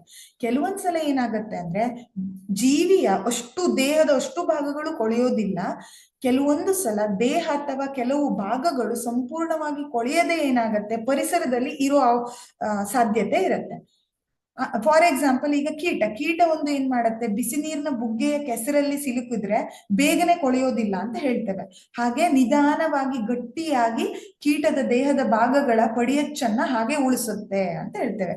ಹೀಗಾಗಿ ಏನಾಯ್ತು, ಪಳಿಯುಳಿಕೆಯನ್ನ ನೋಡ್ಲಿಕ್ಕೆ ಸಿಕ್ತು. ಜೀವಿಗಳ ಅಂತಹ ಎಲ್ಲಾ ಸಂರಕ್ಷಿತ ಕುರುಹುಗಳನ್ನ ನಾವ್ ಏನಂತ ಕರಿತೇವೆ, ಪಳಿಯುಳಿಕೆ ಅಂತ ಕರಿತೇವೆ. ಅಂದ್ರೆ ಅದು ಇತ್ತು, ಬದುಕಿತ್ತು ಈ ಜೀವಿ ಅನ್ನೋದೇ ಪಳಿಯುಳಿಕೆ ಹೇಳತ್ತೆ, ಹೌದಾ. ಪಳಿಯುಳಿಕೆ ಉಳಿಬೇಕು ಅಂದ್ರೆ ಕೆಲವೊಂದು ಭಾಗಗಳು ಕೊಳೆದೆ ಏನಾಗ್ಬೇಕು, ಕೆಲವು ಭಾಗಗಳು ಸಂಪೂರ್ಣ ಕೊಳೆಯದಂತಹ ಪರಿಸರದಲ್ಲಿ ಇರಬೇಕು. ಅವುಗಳೇ ಅವಶೇಷವಾಗಿ ನಮ್ಗೆ ಏನಾಗತ್ತೆ, ಸಿಗುತ್ತೆ. ಇದನ್ನ ಪಳಿಯುಳಿಕೆ ಅಂತ ಕರೀತೇವೆ. ಹಾಗಾದ್ರೆ ಸಿಕ್ಕಿರುವ ಪಳಿಯುಳಿಕೆಯು ಎಷ್ಟು ವಯಸ್ಸು ಅಂದ್ರೆ ಎಷ್ಟು ವರ್ಷ ಹಿಂದಿನದ್ದು ಅಂತ ಹೇಳಿ ಹೇಗೆ ಕಂಡುಹಿಡಿಯೋದು? ಈಗ ಕೆಲವೊಂದಿಷ್ಟದ್ದು ಮೂಳೆ ಸಿಗಬಹುದು, ಹೌದಾ. ಭೂಮಿಯನ್ನ ಅಗಿತಾ ಹೋದ್ರೆ ಕೆಲವೊಂದ್ಸಲ ಕೆಲವೊಂದು ಪ್ರಾಣಿದು ಅಥವಾ ಜೀವಿದು ಮೂಳೆ ಸಿಗತ್ತೆ. ಅದು ಎಷ್ಟು ವರ್ಷದ ಹಿಂದಿನದ್ದು ಅಂತ ನೋಡಿದ್ಕೊಳ್ಳೆ ಹೇಳಲಿಕ್ಕಾಗತ್ತಾ? ಇಲ್ಲ. ಅದನ್ನ ಹೇಗೆ ಕಂಡುಹಿಡಿಯೋದು? ಪಳಿಯುಳಿಕೆ ಎಷ್ಟು ವರ್ಷದ ಹಿಂದಿನದ್ದು ಅಂತ ಹೇಳಿ ಹೇಗೆ ಕಂಡುಹಿಡಿಬಹುದು? ನಾವೇನ್ ಮಾಡ್ತೇವೆ, ಮೇಲ್ಪದರದಲ್ಲಿ ಸಿಗುವ ಪಳಿಯುಳಿಕೆಯನ್ನ ಆಳದಲ್ಲಿರುವ ಪಳಿಯುಳಿಕೆಗಿಂತ ಇತ್ತೀಚಿನದ್ದು ಅಂತ ಹೇಳ್ತೇವೆ. ಯಾಕಂದ್ರೆ ನೋಡಿ, ಈಗ ಒಂದು ಫಾರ್ ಎಕ್ಸಾಂಪಲ್ ಒಂದಿಷ್ಟು ವರ್ಷದ ಹಿಂದೆ, ಒಂದು 10 ವರ್ಷದ ಹಿಂದೆ ಅಂತ ಇಟ್ಕೊಳ್ಳೋಣ. ಒಂದು 10 ವರ್ಷದ ಹಿಂದೆ ಏನಾಗಿದೆ, ಒಂದು ಪಳಿಯುಳಿಕೆ ಭೂಮಿಯಲ್ಲಿ ಇದೆ, ಆಯ್ತಾ. ನೆಕ್ಸ್ಟ್ ಅದರ ಮೇಲ್ಗಡೆ ಏನಾಗತ್ತೆ, ಮತ್ತೊಂದು ಪಳಿಯುಳಿಕೆ ಸಿಗತ್ತೆ. ಅದು ಒಂದು 5 ವರ್ಷದ ಹಿಂದಿನದ್ದು ಅಂತ ಇಟ್ಕೊಳ್ಳೋಣ. ಸೊ ಈಗ ಜಾಸ್ತಿ ಅಡಿಗೆ ಯಾವ್ದು ಹೋಯ್ತು, ಮೊದಲು ಸತ್ತಿರುವ ಜೀವಿ ಅಡಿಗೆ ಹೋಗ್ಬೇಕು, ಹೌದಾ. ನಂತರದ ಪೀಳಿಗೆಯ ಜೀವಿ ಮೇಲ್ಗಡೆ ಬರ್ಬೇಕು. ಇದರ ಪ್ರಕಾರ ನಾವೇನ್ ಮಾಡ್ತೇವೆ, ಅದು ಎಷ್ಟು ವರ್ಷ ಹಿಂದಿನದ್ದು, ಯಾವುದು ಹಳೆಯ ಪಳಿಯುಳಿಕೆ ಅನ್ನೋದನ್ನ ನಿರ್ಧಾರ ಮಾಡ್ತೇವೆ. ಸೊ ಇಲ್ಲಿ ಮೇಲ್ಪದರದಲ್ಲಿ ಸಿಗುವ ಪಳಿಯುಳಿಕೆಯು ಆಳದಲ್ಲಿರುವ ಪಳಿಯುಳಿಕೆಗಿಂತ ರೀಸೆಂಟ್ ಆಗಿ ಇತ್ತೀಚೆಗೆ ಸಿಕ್ಕಿದ್ದು ಅಂತ ಹೇಳ್ತೇವೆ. ಇದು ಒಂದು ಇದರ ಆಧಾರದ ಮೇಲೆ ಪಳಿಯುಳಿಕೆ ಎಷ್ಟು ವರ್ಷ ಹಿಂದಿನದ್ದು ಅನ್ನೋದನ್ನ ನಾವು ಹೇಳ್ತೇವೆ. ಇನ್ನು ಹೇಳಲಿಕ್ಕೆ ಹೋದ್ರೆ ಪಳಿಯುಳಿಕೆಯಲ್ಲಿರುವ ಧಾತು ಒಂದರ ವಿವಿಧ ಸಮಸ್ಥಾನಿಗಳಿರುವ ಅನುಪಾತ ಕಂಡು ಹಿಡಿಯೋದ್ರ ಮೂಲಕ ಏನ್ ಮಾಡ್ಬೋದು, ಕಾಲ ನಿರ್ಣಯ ಮಾಡಬಹುದು. ಪಳಿಯುಳಿಕೆಯಲ್ಲಿರುವ ಧಾತು ಒಂದರ ವಿವಿಧ ಸ್ಥಾನಗಳಿಗನುಗುಣವಾಗಿ ಅನುಪಾತವನ್ನ ಕಂಡುಹಿಡಿಯೋದು. ಅಂದ್ರೆ ಈಗ ನೋಡಿ, ಸಾಮಾನ್ಯವಾಗಿ ಎಲ್ಲಾ ಜೀವಿಗಳಲ್ಲಿ ಏನಿರುತ್ತೆ, ಕಾರ್ಬನ್ ಇರುತ್ತೆ, ಹೌದಾ. ಎಲ್ಲಾ ಜೀವಿಗಳಲ್ಲಿ ಕಾರ್ಬನ್ ಇರುತ್ತೆ ಅಂತ ಹೇಳ್ತೇವೆ. ಸೊ ಕಾರ್ಬನ್ 2 ಸಮಸ್ಥಾಯಿಗಳನ್ನ ನಾವು ನೋಡ್ತೇವೆ. ಒಂದು ಕಾರ್ಬನ್ 12 ಆದ್ರೆ ಇನ್ನೊಂದು ಕಾರ್ಬನ್ 14 ಅಂತ ಹೇಳ್ತೇವೆ, ಹೌದಾ. ಸೊ ಇವುಗಳ ಏನ್ ಮಾಡ್ತೇವೆ, ಅನುಪಾತದ ಮೂಲಕ ನಾವು ಆ ಪಳಿಯುಳಿಕೆ ಎಷ್ಟು ವರ್ಷ ಹಿಂದಿನದ್ದು ಅಂತ ಕೂಡ ಏನ್ ಮಾಡಬಹುದು, ಕಂಡುಹಿಡಿಬಹುದು. ಸಾಮಾನ್ಯವಾಗಿ ಎಲ್ಲಾ ಜೀವಿಗಳಲ್ಲೂ ಕಾರ್ಬನ್ ಅಂಶ ಇರುತ್ತೆ. ಕಾರ್ಬನ್ ಸಮಸ್ಥಾಯಿಗಳು ಇರುತ್ತೆ. ಸಮಸ್ಥಾಯಿಗಳು ಅಂದ್ರೆ 2, ಒಂದು ಕಾರ್ಬನ್ 12 ಇನ್ನೊಂದು ಕಾರ್ಬನ್ 14 ಅಂತ ಹೇಳ್ತೇವೆ. ನಮಗೆ ಗೊತ್ತಿದೆ, ಪರಮಾಣುವಿನ ರಾಶಿ ಬೇರೆ ಬೇರೆ ಇರುತ್ತೆ, ಹೌದಾ. ಕಾರ್ಬನ್ ಪರಮಾಣು ಸಂಖ್ಯೆನೂ ಬೇರೆ ಬೇರೆ ಇರ್ಬೋದು, ರಾಶಿನೂ ಬೇರೆ ಬೇರೆ ಇರುತ್ತೆ. ಸೊ ಇಲ್ಲಿ ಪರಮಾಣು ರಾಶಿ ಅಂತ ಬಂದಾಗ 12 ಮತ್ತೆ 14 ಅಂತ ತಗೊಂಡ್ರೆ ನಾವು ಅದರ ಅನುಪಾತವನ್ನ ಇಲ್ಲಿ ಕಂಡುಹಿಡಿಯೋದ್ರ ಮೂಲಕ ಪಳಿಯುಳಿಕೆ ಎಷ್ಟು ವರ್ಷ ಹಿಂದಿನದ್ದು ಅಂತ ಕೂಡ ನಾವು ಈಸಿಯಾಗಿ ಹೇಳ್ಬಹುದು. ಇವು 2 ಪಳಿಯುಳಿಕೆಯ ವಯಸ್ಸನ್ನ ಕಂಡುಹಿಡಿಯೋ ಮಾರ್ಗ ಅಂತ ಹೇಳ್ತೇವೆ. ನೆಕ್ಸ್ಟ್ ಅಲ್ಲಿ ಬಂದ್ರೆ ಜೀವ ವಿಕಾಸ, ಹಂತ ಹಂತವಾಗಿ ಜೀವ ವಿಕಾಸ ಹೇಗಾಯ್ತು ಅನ್ನೋದನ್ನ ನಾವೀಗ ಕಲಿಯೋಣ. ನಾವು ಪ್ರಮುಖವಾಗಿ 4 ಹಂತಗಳಲ್ಲಿ ಜೀವ ವಿಕಾಸವನ್ನ ಹೇಳ್ತೇವೆ. 1ನೆಯ ಹಂತ ಹೊಂದಿಕೆಯಾಗುವ ಗುಣಲಕ್ಷಣಗಳ ಆಯ್ಕೆ ಅಂತ ಹೇಳ್ತೇವೆ. ಅಂದ್ರೆ ಕಾಮನ್ ಆಗಿ ಗುಣಲಕ್ಷಣಗಳು ಯಾವುದು ಹೊಂದಿಕೆ ಆಗ್ತಾ ಇದೆ. ಮೊದಲನೆಯದಾಗಿ ಜೀವ ವಿಕಾಸದಲ್ಲಿ ನಾವು ಕಣ್ಣಿನ ವಿಕಾಸವನ್ನ ನೋಡ್ತೇವೆ. ನೋಡಿ, ಇಲ್ಲಿ ಒಂದು ಜೀವಿ ಇದೆ, ಹೌದಾ, ಪ್ಲನೇರಿಯಾ ಅಂತ ಕರಿತೇವೆ. ಇದರಲ್ಲಿ ಏನಾಗತ್ತೆ, ಕಣ್ಣು ನೋಡಿ ಹೇಗಿದೆ ಅಂತ ಹೇಳಿ ಬೇರೆ ತರ ಇದೆ, ಹೌದಾ. ಅದೇ ಇನ್ನೊಂದು ಜೀವಿ ಮನುಷ್ಯ ಅಂತ ತಗೊಂಡ್ರೆ ಅವನಲ್ಲಿ ಕಣ್ಣುಗಳನ್ನ ಬೇರೆ ತರ ನೋಡ್ತೇವೆ. ಸೊ ಇವುಗಳ ವಿಕಾಸವನ್ನ ನಾವು ಮೊದಲ ಹಂತದಲ್ಲಿ ಕಲಿತಾ ಇದ್ದೇವೆ. ನಾಲ್ಕು ಹಂತಗಳಲ್ಲಿ ಜೀವ ವಿಕಾಸವನ್ನ ಹೇಳ್ತೇವೆ. ಮೊದಲ ಹಂತ ಹೊಂದಿಕೆಯಾಗುವ ಗುಣಲಕ್ಷಣದ ಆಯ್ಕೆ ಅಂತ ಹೇಳ್ತೇವೆ. ಅದರಲ್ಲಿ ಕಣ್ಣುಗಳ ವಿಕಾಸ. ಸಂಕೀರ್ಣ ಅಂಗಗಳ ವಿಕಾಸವು ಹಠಾತ್ ಆಗಿ ಆಗಿಲ್ಲ. ಯಾವುದೇ ಒಂದು ಅಂಗದ ವಿಕಾಸ ಒಂದೇ ಸಲ ಆಗೋದಿಲ್ಲ, ಕ್ರಮೇಣ ಏನಾಗ್ತಾ ಹೋಗುತ್ತೆ, ವಿಕಾಸ ಆಗ್ತಾ ಹೋಗುತ್ತೆ. DNA ಯಲ್ಲಿನ ಸಣ್ಣ ಬದಲಾವಣೆಯಿಂದ ಇದು ಸಂಭವಿಸುತ್ತೆ. ಇದು ಉಂಟಾಗಲು ಹಲವಾರು ತಲೆಮಾರುಗಳನ್ನ ತೆಗೆದುಕೊಳ್ಳುತ್ತೆ. ಹಲವಾರು ತಲೆಮಾರಿನಿಂದ ಏನಾಗ್ತಾ ಹೋಗುತ್ತೆ, ವಿಕಾಸ ಆಗ್ತಾ ಹೋಗುತ್ತೆ. ಹಠಾತ್ ಆಗಿ ಒಂದೇ ಸಲ ಏನಾಗೋದಿಲ್ಲ, ಜೀವ ವಿಕಾಸ ಆಗೋದಿಲ್ಲ ಅನ್ನೋದನ್ನ ನಾವಿಲ್ಲಿ ಗಮನಿಸಬಹುದು. ನೋಡಿ, ಇಲ್ಲಿ ಚಪ್ಪಟೆ ಹುಳುಗಳಲ್ಲಿನ ಕಣ್ಣುಗಳು, ಕೀಟಗಳಲ್ಲಿನ ಕಣ್ಣುಗಳು, ಹಾಗೆ ಮಾನವರಲ್ಲಿನ ಕಣ್ಣುಗಳು ಬೇರೆ ಬೇರೆ ಬೇರೆ ಬೇರೆ ತರ ಕಾಣಿಸ್ತಾ ಹೋಗುತ್ತೆ. ಹೌದಾ? ಸೊ ಇಲ್ಲಿ ನಾವು ಏನ್ ಮಾಡ್ತೇವೆ, ಬೇರೆ ಬೇರೆ ತರದ ಕಣ್ಣಿನ ಮಾದರಿಯನ್ನ ನೋಡ್ತೇವೆ. ಇದು ಒಂದು ಹುಳು ಅಥವಾ ಕೀಟ ಅಂತ ಆದ್ರೆ ಇದ್ರ ಕಣ್ಣಿನ ಮಾದರಿ ಬೇರೆ ಇದೆ. ಹಾಗೆ ಮನುಷ್ಯನಿದ್ದು ಏನಿದೆ ಬೇರೆ ಇದೆ. ಹೀಗೆ ಬೇರೆ ಪಕ್ಷಿದು ಬೇರೆ ಇರುತ್ತೆ. ಹೀಗೆ ನೋಡ್ತಾ ಹೋದ್ರೆ ಕಣ್ಣುಗಳು ಕ್ರಮೇಣ ವಿಕಾಸ ಹೊಂದುತ್ತಾ ಹೋಗುತ್ತೆ. ಈ ಎಲ್ಲಾ ಜೀವಿಗಳ ಕಣ್ಣಿನ ರಚನೆಯು ಪರಸ್ಪರ ಏನಿದೆ, ವಿಭಿನ್ನವಾಗಿದೆ. ಇದಿಷ್ಟರಿಂದಲೇ ಅವುಗಳ ಜೀವ ವಿಕಾಸ ಸಂಬಂಧ ಪ್ರತ್ಯೇಕ ಅಂತ ನಾವೇನ್ ಮಾಡ್ಬೋದು, ಸೂಚಿಸಬಹುದು. ಇವು ಬೇರೆ ಬೇರೆ ಪ್ರಭೇದದ ಜೀವಿಗಳು ಅಂತ ಹೇಳಿ ನಾವು ಈಸಿಯಾಗಿ ಹೇಳ್ತೇವೆ. ಇದು ಒಂದನೇ ಹಂತ ಆದ್ರೆ, ಎರಡನೆಯ ಹಂತ ಕಾರ್ಯಾತ್ಮಕ ಉಪಯುಕ್ತತೆ. ಕಾರ್ಯಾತ್ಮಕ ಉಪಯುಕ್ತತೆ ಅಂದ್ರೆ ಏನು? ಕಾರ್ಯಾತ್ಮಕ ಉಪಯುಕ್ತತೆ. ಕಾರ್ಯಾತ್ಮಕ ಉಪಯುಕ್ತತೆ ಅಂದ್ರೆ ಆಗ್ಲೇ ಹೇಳಿದೆ, ರೆಕ್ಕೆಗಳು. ಹೌದಾ? ಪ್ರಾರಂಭದಲ್ಲಿ ಒಂದು ಗುಣಕ್ಕೆ ಉಪಯುಕ್ತವಾಗಿ ಬದಲಾವಣೆಯಾಗಿ ನಂತರ ಅದಕ್ಕಿಂತ ವಿಭಿನ್ನ ಕಾರ್ಯಕ್ಕೆ ಏನಾಗತ್ತೆ, ಬಳಕೆ ಆಗುತ್ತೆ. ಫಾರ್ ಎಕ್ಸಾಂಪಲ್ ಡೈನೋಸಾರ್ಗಳು ಅಂತ ಹೇಳ್ತೇವೆ. ಡೈನೋಸಾರ್ಗಳಿಗೆ ಶುರುವಿನಲ್ಲಿ ಏನಿತ್ತು, ರೆಕ್ಕೆಗಳಿತ್ತು. ನೀವು ಎಲ್ಲಿ ಚಿತ್ರದಲ್ಲ ಎಲ್ಲಾದ್ರೂ ನೋಡ್ಬಹುದು, ಡೈನೋಸಾರ್ಗಳಿಗೆ ಸ್ಟಾರ್ಟಿಂಗ್ ಅಲ್ಲಿ ರೆಕ್ಕೆಗಳಿತ್ತು. ಯಾಕಿತ್ತು ಅಂದ್ರೆ ಹಾರುವ ದೃಷ್ಟಿಯಿಂದ ಅದು ರಚನೆ ಆಗಿತ್ತು. ಆದ್ರೆ ಡೈನೋಸಾರ್ಗಳ ದೇಹದ ಭಾರ ಅಂದ್ರೆ ಅದು ವೇಟ್ ಇರುತ್ತೆ ಅಲ್ವಾ ಡೈನೋಸರ್ಸು, ಅದಕ್ಕಾಗಿ ಅದಕ್ಕೆ ಹಾರೋದಿಕ್ಕಾಗ್ಲಿಲ್ಲ. ಅದು ಏನಾಯ್ತು, ಬೇರೆ ಕಾರ್ಯಕ್ಕಾಗಿ ಅದು ಆ ರೆಕ್ಕೆ ರೂಪುಗೊಂಡಿತ್ತು ಅಂತ ಹೇಳ್ತೇವೆ. ಅದು ಹೇಗೆ ಅಂತ ನೋಡೋಣ. ಉದಾಹರಣೆಗೆ ಗರಿಗಳ ವಿಕಾಸ. ಗರಿಗಳು ಹಕ್ಕಿಗಳ ದೇಹವನ್ನ ಚಳಿಯಿಂದ ರಕ್ಷಿಸುವುದಕ್ಕೆ ಶುರುವಾಯಿತು. ಮೊದಲನೆಯದಾಗಿ ಹಕ್ಕಿಗಳಿಗೆ ಗರಿಗಳಿತ್ತು. ಹೌದಾ? ಡೈನೋಸಾರ್ಗಳಿಗೂ ಗರಿಗಳಿತ್ತು. ಬಟ್ ಉದ್ದೇಶ ಬೇರೆ ಬೇರೆ ಆಗಿತ್ತು. ಆದ್ರೆ ನೆಕ್ಸ್ಟ್ ಅಲ್ಲಿ ಅವುಗಳ ಕಾರ್ಯಕ್ಕನುಸಾರವಾಗಿ ಬೇರೆಯಾಗಿ ಬದಲಾಯ್ತಾ ಹೋಯ್ತು. ಈಗ ಹಕ್ಕಿಗಳಲ್ಲಿ ನೋಡ್ತಾ ಬಂದ್ರೆ, ಹಕ್ಕಿಗಳಿಗೆ ರೆಕ್ಕೆಗಳು ಅವುಗಳ ದೇಹವನ್ನ ಚಳಿಯಿಂದ ರಕ್ಷಿಸಿಕೊಳ್ಳಲಿ ಅಂತ ಹೇಳಿ ಏನಾಯ್ತು, ಅಭಿವೃದ್ಧಿ ಆಯ್ತು. ಆದ್ರೆ ಅವು ಏನ್ ಮಾಡತ್ತೆ, ಹಾರೋದಿಕ್ಕಾಗಿ ಅದನ್ನ ಬಳಸ್ಕೊಂತು. ಇದನ್ನೇ ಕಾರ್ಯಾತ್ಮಕ ಉಪಯುಕ್ತತೆ ಅಂತ ಹೇಳ್ತೇವೆ. ನೆಕ್ಸ್ಟ್ ಅಲ್ಲಿ ಡೈನೋಸಾರ್ಗಳಿಗೆ ಗರಿಗಳಿತ್ತು, ರೆಕ್ಕೆ ಅಥವಾ ಗರಿ ಅಂತ ಹೇಳ್ತೇವೆ. ಗರಿಗಳನ್ನ ಹೊಂದಿದ್ವು ಇವು. ನೆಕ್ಸ್ಟ್ ಅಲ್ಲಿ ಏನಾಯ್ತು, ಆದ್ರೆ ಹಾರೋದಿಕ್ಕೆ ಸಾಧ್ಯ ಆಗ್ಲಿಲ್ಲ. ಯಾಕಂದ್ರೆ ಇವುಗಳು ವೇಟ್ ಇರತ್ತೆ, ಅದಕ್ಕಾಗಿ ಹಾರೋದಿಕ್ ಆಗೋದಿಲ್ಲ. ಸೊ ಪಕ್ಷಿಗಳ ನಂತರ ಗರಿಗಳನ್ನ ಹಾರಾಟಕ್ಕೆ ಅಳವಡಿಸಿಕೊಂಡಂತೆ ತೋರುತ್ತೆ. ನೆಕ್ಸ್ಟ್ ಅಲ್ಲಿ ಏನಾಗತ್ತೆ, ಡೈನೋಸಾರ್ಗಳು ಸರೀಸೃಪಗಳಾದ್ರಿಂದ ಹಕ್ಕಿಗಳು ಖಂಡಿತವಾಗಿ ಸರೀಸೃಪಗಳ ಅತಿ ಹತ್ತಿರದ ಸಂಬಂಧಿಗಳಾಗಿವೆ ಅಂತ ನಾವು ಹೇಳ್ತೇವೆ. ಸೊ ಇವೆರಡರಲ್ಲೂ ಗರಿ ಮತ್ತು ರೆಕ್ಕೆಗಳ ಲಕ್ಷಣಗಳು ಇತ್ತು. ಆದರೆ ಅವುಗಳ ಕಾರ್ಯಾತ್ಮಕ ಉಪಯುಕ್ತತೆ ಬೇರೆ ಬೇರೆ ಆದ್ರೂ ಕೂಡ ಹಕ್ಕಿಗಳು ಮತ್ತೆ ಸರೀಸೃಪಗಳಲ್ಲಿ ಏನಾಗತ್ತೆ, ಗರಿಗಳು ಮತ್ತು ರೆಕ್ಕೆಗಳಂತಹ ಲಕ್ಷಣವನ್ನ ನೋಡಿದ್ದಕ್ಕಾಗಿ ನಾವೇನಂತ ಹೇಳ್ಬೋದು, ಇವುಗಳು ಅತಿ ಹತ್ತಿರದ ಸಂಬಂಧಿಗಳಾಗಿವೆ ಅಂತ ಹೇಳಿ ಜೀವ ವಿಕಾಸದ ಸಂಬಂಧವನ್ನ ನಾವಿಲ್ಲಿ ಗುರುತಿಸ್ತೇವೆ.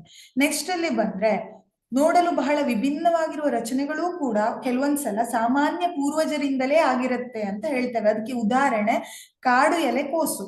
ಈಗ ನೋಡಿ, ಇಲ್ಲಿ ಒಂದು ಚಿತ್ರ ಇದೆ, ಇದನ್ನ ಅಬ್ಸರ್ವ್ ಮಾಡಿ. ಕಾಡು ಎಲೆಕೋಸು ಅನ್ನೋದು ಇದು ಮೂಲ, ಇದು ಪೂರ್ವಜ ಅಂತ ತಗೊಂಡ್ರೆ ನೆಕ್ಸ್ಟ್ ಅಲ್ಲಿ ಇದರಿಂದ ಏನಾಯ್ತು, ಗಡ್ಡೆಕೋಸು ಉತ್ಪತ್ತಿ ಆಯ್ತು, ಹೂಕೋಸು ಉತ್ಪತ್ತಿ ಆಯ್ತು, ಬ್ರೊಕೋಲಿ ಅಂತ ಹೇಳ್ತೇವೆ. ಆಮೇಲೆ ಎಲೆಕೋಸು ಅಂತ ಹೇಳ್ತೇವೆ. ನೆಕ್ಸ್ಟ್ ಅಲ್ಲಿ ಕೆಂಪು ಕೋಸು ಉತ್ಪತ್ತಿ ಆಯ್ತು. ನೆಕ್ಸ್ಟ್ ಅಲ್ಲಿ ಕೇಲ್ ಅಂತ ಒಂದು ಸಸ್ಯ ಇದು ಕೂಡ ಉತ್ಪತ್ತಿ ಆಯ್ತು. ಅಂದ್ರೆ ಇಲ್ಲಿ ಕಾಡು ಎಲೆಕೋಸು ಅನ್ನೋದು ಪೂರ್ವಜ. ಇದರಿಂದ ಏನಾಗ್ತಾ ಹೋಯ್ತು, ಇದೆಲ್ಲ ವಿಕಾಸ ಆಗಿದೆ. ಇದು ಏನ್ ಹೇಳ್ತೇವೆ, ನೈಸರ್ಗಿಕವಾಗಿ ಉತ್ಪತ್ತಿ ಆಗಿದ್ದಲ್ಲ, ಕೃತಕವಾಗಿ ಉತ್ಪತ್ತಿ ಆಗಿದ್ದು. ಕಾಡು ಎಲೆಕೋಸು ಅನ್ನೋದು ಮೂಲ. ಮನುಷ್ಯ ಅಥವಾ ಕೃಷಿಕರು ಏನ್ ಮಾಡ್ತಾರೆ ಅಂದ್ರೆ, ಈ ಕಾಡು ಎಲೆಕೋಸನ್ನ ಎಲ್ಲರೂ ನಾವು ನೂರಾರು ವರ್ಷಗಳಿಂದ ಏನ್ ಮಾಡ್ತಾ ಇದ್ದೇವೆ, ಬಳಸ್ತಾ ಇದ್ದೇವೆ ಅಡುಗೆಗೆ. ಹೌದಾ? ಇವತ್ತಿಗೂ ಕೂಡ ಕಾಡು ಎಲೆಕೋಸನ್ನ ತಗೊಂಡು ಅಡುಗೆ ಮಾಡ್ತೇವೆ. ಆದ್ರೆ ಇವುಗಳ ಉಳಿದ ರೂಪಾಂತರಗಳು ಏನಿದೆಯೋ, ಇವುಗಳ ವಿಕಾಸ ಏನಿದೆಯೋ ಇದು ಮನುಷ್ಯ ಮಾಡಿದ್ದು. ಇವನೇನ್ ಮಾಡ್ತಾನೆ, ಕೃಷಿಗೆ ಸಂಬಂಧಪಟ್ಟು ಈ ಕಾಡು ಎಲೆಕೋಸಿನ ಬೇರೆ ಬೇರೆ ಗುಣಲಕ್ಷಣಗಳನ್ನ ಬಳಸಿಕೊಂಡು ಏನ್ ಮಾಡ್ತಾರೆ, ಇದರ ವಿನ್ಯಾಸವನ್ನ ಮಾಡಿದ್ದಾರೆ. ಮೊದಲನೆಯದಾಗಿ ಕೃಷಿಕರು ಏನ್ ಮಾಡಿದ್ರು, ಊದಿದ ಭಾಗಗಳನ್ನ ನೋಡ್ತಾರೆ ಕಾಡು ಎಲೆಕೋಸಲ್ಲಿ. ಅದೇನಾಯ್ತು, ಗಡ್ಡೆ ಕೋಸಾಗಿ ಬದಲಾವಣೆ ಆಯ್ತು. ಅಂದ್ರೆ ಕಸಿ ಮಾಡುವಿಕೆ ಅಥವಾ ಕೃಷಿಯಿಂದಾಗಿ ಏನ್ ಮಾಡ್ತೇವೆ, ವಿಭಿನ್ನ ರಚನೆಗಳಾಗಿ ಈ ಪೂರ್ವಜ ಕಾಡು ಎಲೆಕೋಸು ವಿಭಿನ್ನ ರಚನೆಯಾಗಿ ಏನಾಗಿದೆ, ವಿಕಾಸ ಆಗಿದೆ ಅಂತ ಹೇಳ್ತೇವೆ. ನೆಕ್ಸ್ಟ್ ಅಲ್ಲಿ ನೋಡಿದ್ರೆ ಬಂಜೆ ಹೂಗಳಿಂದ ಏನಾಯ್ತು, ಹೂಕೋಸಾಯ್ತು. ಬಂಜೆ ಹೂವು ಅಂದ್ರೆ ಇದರಲ್ಲಿ ಪರಾಗಸ್ಪರ್ಶ ಕ್ರಿಯೆ ಮಾಡೋದಿಕ್ಕೆ ಸಾಧ್ಯ ಇಲ್ಲ, ಇದು ಗಂಡು ಲಿಂಗಾಣು ಹೆಣ್ಣು ಲಿಂಗಾಣುಗಳನ್ನ ಹೊಂದಿರೋದಿಲ್ಲ, ಅಂತಹದ್ದನ್ನ ಬಂಜೆ ಹೂವು ಅಂತ ಕರಿತೇವೆ. ಇದು ಏನಾಗತ್ತೆ, ಹೂಕೋಸಾಗಿ ಬದಲಾವಣೆ ಆಯ್ತು. ಹಾಗೆ ಕುಂಠಿತ ಹೂವಿನ ಬೆಳವಣಿಗೆಯನ್ನ ನೋಡ್ತಾರೆ ಕಾಡು ಎಲೆಕೋಸಲ್ಲಿ. ಕುಂಠಿತ ಹೂವಿನ ಬೆಳವಣಿಗೆಯನ್ನ ನೋಡಿ ಅದನ್ನ ಬ್ರೋಕೋಲಿ ಅಂತ ಹೇಳಿ ಒಂದು ಹೊಸ ಪೀಳಿಗೆಯಾಗಿ ಏನ್ ಮಾಡ್ತಾರೆ, ಬದಲಾಯಿಸ್ತಾರೆ. ನೆಕ್ಸ್ಟ್ ಅಲ್ಲಿ ಒತ್ತೊತ್ತಾದ ಎಲೆಗಳನ್ನ ನೋಡಿದ್ರು, ಕಾಡು ಎಲೆಕೋಸಲ್ಲಿ ಒತ್ತೊತ್ತು ಎಲೆಗಳನ್ನ ನೋಡ್ತಾರೆ, ಅದನ್ನ ಏನ್ ಮಾಡ್ತಾರೆ, ಎಲೆಕೋಸಾಗಿ ಬದಲಾವಣೆ ಮಾಡ್ತಾರೆ. ನೆಕ್ಸ್ಟ್ ಅಲ್ಲಿ ಬಂದ್ರೆ ಬಣ್ಣದ ಕೋಸು, ಇದೇನಾಯ್ತು, ಕೆಂಪು ಕೋಸು ಅಂತ ಹೇಳ್ತೇವೆ. ಇದನ್ನ ಕೆಂಪು ಕೋಸಾಗಿ ಉತ್ಪತ್ತಿ ಮಾಡಿದ್ರು. ಹಾಗೆ ಅಗಲದ ಎಲೆಗಳನ್ನ ನೋಡಿ ಕೇಲನ್ನೋ ಎಲೆಯನ್ನ ಏನ್ ಮಾಡಿದ್ದಾರೆ, ಬೆಳೆದಿದ್ದಾರೆ. ಇದರಲ್ಲೆಲ್ಲ ನಾವೇನ್ ನೋಡ್ಬಹುದು ಅಂದ್ರೆ, ನೋಡಲು ಬಹಳ ವಿಭಿನ್ನವಾಗಿರುವ ರಚನೆಗಳು ಕೂಡ ನೋಡಿ. ಗಡ್ಡೆ ಕೋಸಿನ ರಚನೆ ಬೇರೆ, ಹೂಕೋಸಿನ ರಚನೆ ಬೇರೆ, ಬ್ರೋಕೋಲಿ ಬೇರೆ ತರ ಇದೆ. ನೋಡೋದಿಕ್ಕೆ ಬೇರೆ ಬೇರೆ ರಚನೆ ಇದ್ರೂ ಕೂಡ ಏನಾಗಿದೆ, ಒಂದೇ ಪೂರ್ವಜ ಅಂದ್ರೆ ಕಾಡು ಎಲೆಕೋಸು ಅನ್ನೋ ಪೂರ್ವಜನಿಂದನೇ ಏನಾಗಿದೆ, ಇವುಗಳು ವಿಕಸನಗೊಂಡಿದೆ ಅನ್ನೋದನ್ನ ನಾವಿಲ್ಲಿ ನೋಡ್ತೇವೆ. ನೆಕ್ಸ್ಟ್ ಅಲ್ಲಿ ಬಂದ್ರೆ ಆಣ್ವಿಕ ಜೀವ ವಿಕಾಸ ಚರಿತ್ರೆ ಅಂತ ಹೇಳ್ತೇವೆ. ಸಂತಾನೋತ್ಪತ್ತಿಯ ಸಮಯದಲ್ಲಿ DNA ಯಲ್ಲಾಗುವ ಬದಲಾವಣೆಗಳೇ ಜೀವ ವಿಕಾಸದ ಮೂಲಭೂತ ಪ್ರಕ್ರಿಯೆಯಾಗಿದೆ. ಸಂತಾನೋತ್ಪತ್ತಿಯ ಸಮಯದಲ್ಲಿ DNA ಯಲ್ಲಾಗುವ ಬದಲಾವಣೆಯನ್ನ ನೋಡಿದ್ರೆ ಜೀವ ವಿಕಾಸ ಒಂದು ಮೂಲಭೂತ ಪ್ರಕ್ರಿಯೆ ಅನ್ನೋದು ನಮ್ಗೆ ಗೊತ್ತಾಗತ್ತೆ. ಇದನ್ನ ಆಲ್ರೆಡಿ ಸ್ಟಡಿ ಮಾಡಿದ್ದೇವೆ. ಹೆಚ್ಚು ದೂರದ ಸಂಬಂಧ ಹೊಂದಿರುವ ಜೀವಿಗಳ DNA ಯಲ್ಲಿ ಹೆಚ್ಚಿನ ವ್ಯತ್ಯಾಸವನ್ನ ಕಾಣ್ತೇವೆ, ಹತ್ತಿರದ ಸಂಬಂಧಿಗಳಲ್ಲಿ ವ್ಯತ್ಯಾಸಗಳು ಕಡಿಮೆ ಇರುತ್ತೆ. ಹೌದು, ಯಾಕಂದ್ರೆ ಪ್ರಭೇದಗಳು ತಲೆಮಾರುಗಳು ಕಳೀತಾ ಹೋದಾಗೆ DNA ವ್ಯತ್ಯಾಸ ಉಂಟಾಗ್ತಾ ಹೋಗುತ್ತೆ. ಹತ್ತಿರದ ಪ್ರಭೇದಗಳು ಅಂತ ತಗೊಂಡ್ರೆ ಅಷ್ಟು ವ್ಯತ್ಯಾಸಗಳನ್ನ ನಾವಿಲ್ಲಿ ಏನ್ ಮಾಡೋದಿಲ್ಲ, ನೋಡೋದಿಲ್ಲ. ಇದನ್ನ ಆಣ್ವಿಕ ಜೀವ ವಿಕಾಸ ಚರಿತ್ರೆ ಅಂತ ಕರಿತೇವೆ. ನೆಕ್ಸ್ಟ್ ಅಲ್ಲಿ ಬಂದ್ರೆ ವಿಕಸನ, ಪ್ರಗತಿ ಹಾಗೂ ಮಾನವ ಜೀವಿಗಳು. ಹೇಗೆ ಈ ಕೆಲವೊಂದು ಆಸಕ್ತಿದಾಯಕ ಸಂಗತಿಯನ್ನ ನಾವು ಈ ಅಧ್ಯಾಯದಲ್ಲಿ ನೋಡ್ತೇವೆ. ಹೇಗೆ ಜೀವ ವಿಕಾಸ ಪ್ರಗತಿ ಆಯ್ತು, ಯಾವ ವಿಕಸನ ಆಯ್ತು, ಯಾವ ಜೀವಿ ಮುಖ್ಯ, ಹಾಗೆ ಹಳೆಯ ಜೀವಿಗಳು ಏನಾದ್ರು, ಹಳೆಯ ಪ್ರಭೇದಗಳು ಏನಾಯ್ತು ಅನ್ನೋದನ್ನ ಸ್ಟಡಿ ಮಾಡ್ತಾ ಹೋಗ್ತೇವೆ. ಮೊದಲನೇದಾಗಿ ಜೀವ ವಿಕಾಸವು ಒಂದು ಪ್ರಭೇದ ನಾಶವಾಗಿ ಮತ್ತೊಂದು ಹುಟ್ಟುವ ಪ್ರಕ್ರಿಯೆ ಅಲ್ಲ. ಇದೇನಾಗತ್ತೆ, ಒಂದು ಪ್ರಭೇದ ನಾಶ ಆಗಿ ಇನ್ನೊಂದು ಪ್ರಭೇದ ಬರೋದಿಲ್ಲ, ಒಂದು ಪ್ರಭೇದವೇ ಇನ್ನೊಂದು ಪ್ರಭೇದಗಳಾಗಿ ಮುಂದುವರಿತಾ ಹೋಗುತ್ತೆ ಅನ್ನೋದನ್ನ ಈಗಾಗಲೇ ನೋಡಿದ್ದೇವೆ. ಹೊಸ ಪ್ರಭೇದ ಒಂದು ಉಗಮವಾಯಿತೆಂದರೆ ಹಳೆ ಪ್ರಭೇದ ಮರೆಯಾಗೋದಿಲ್ಲ. ಹೊಸ ಪ್ರಭೇದ ಉತ್ಪತ್ತಿ ಆಯ್ತು ಅಂದ್ರೆ ಹಳೆ ಪ್ರಭೇದ ಮರೆಯಾಗಿದೆ ಅಂತ ಅರ್ಥ ಅಲ್ಲ, ಅದು ಬೇರೆ ರೂಪಾಂತರ ಪಡ್ಕೊಂಡು ಜೀವ ವಿಕಾಸ ಆಗ್ತಾ ಇದೆ ಅನ್ನೋದನ್ನ ಇಲ್ಲಿ ನಾವು ತಿಳ್ಕೊಳ್ತೇವೆ.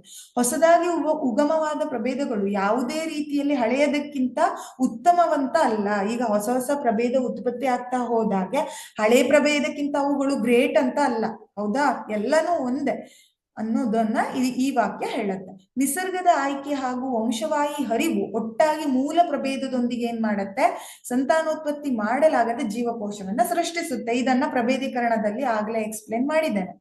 ಸೊ ಇಲ್ಲಿ ನೋಡಿ, ನೆಕ್ಸ್ಟ್ ಮಾನವರು ಚಿಂಪಾಂಜಿಗಳಿಂದ ವಿಕಾಸ ಹೊಂದಿದ್ದಾರೆ ಅನ್ನೋದು ನಿಜ ಅಲ್ಲ. ನಾವು ಹೇಳ್ತೇವೆ ಮಂಗನಿಂದ ಮಾನವ ಅಂತ ಹೇಳಿ, ಹೌದಾ, ಚಿಂಪಾಂಜಿಯಿಂದ ಗೋರಿಲ್ಲ ಆಯ್ತು, ಗೋರಿಲ್ಲದಿಂದ ಮತ್ತೊಂದಾಗಿ ಮನುಷ್ಯ ಬಂದ, ಹೀಗೆ ಏನೇನೋ ಹೇಳ್ತೇವೆ. ಬಟ್ ಮೂಲ ಹುಡುಕ್ಲಿಕ್ಕೆ ಹೋದ್ರೆ ಮಾನವರು ಚಿಂಪಾಂಜಿಗಳಿಂದ ವಿಕಾಸ ಹೊಂದಿದ್ದಾರೆ ಅನ್ನೋದು ಸುಳ್ಳು.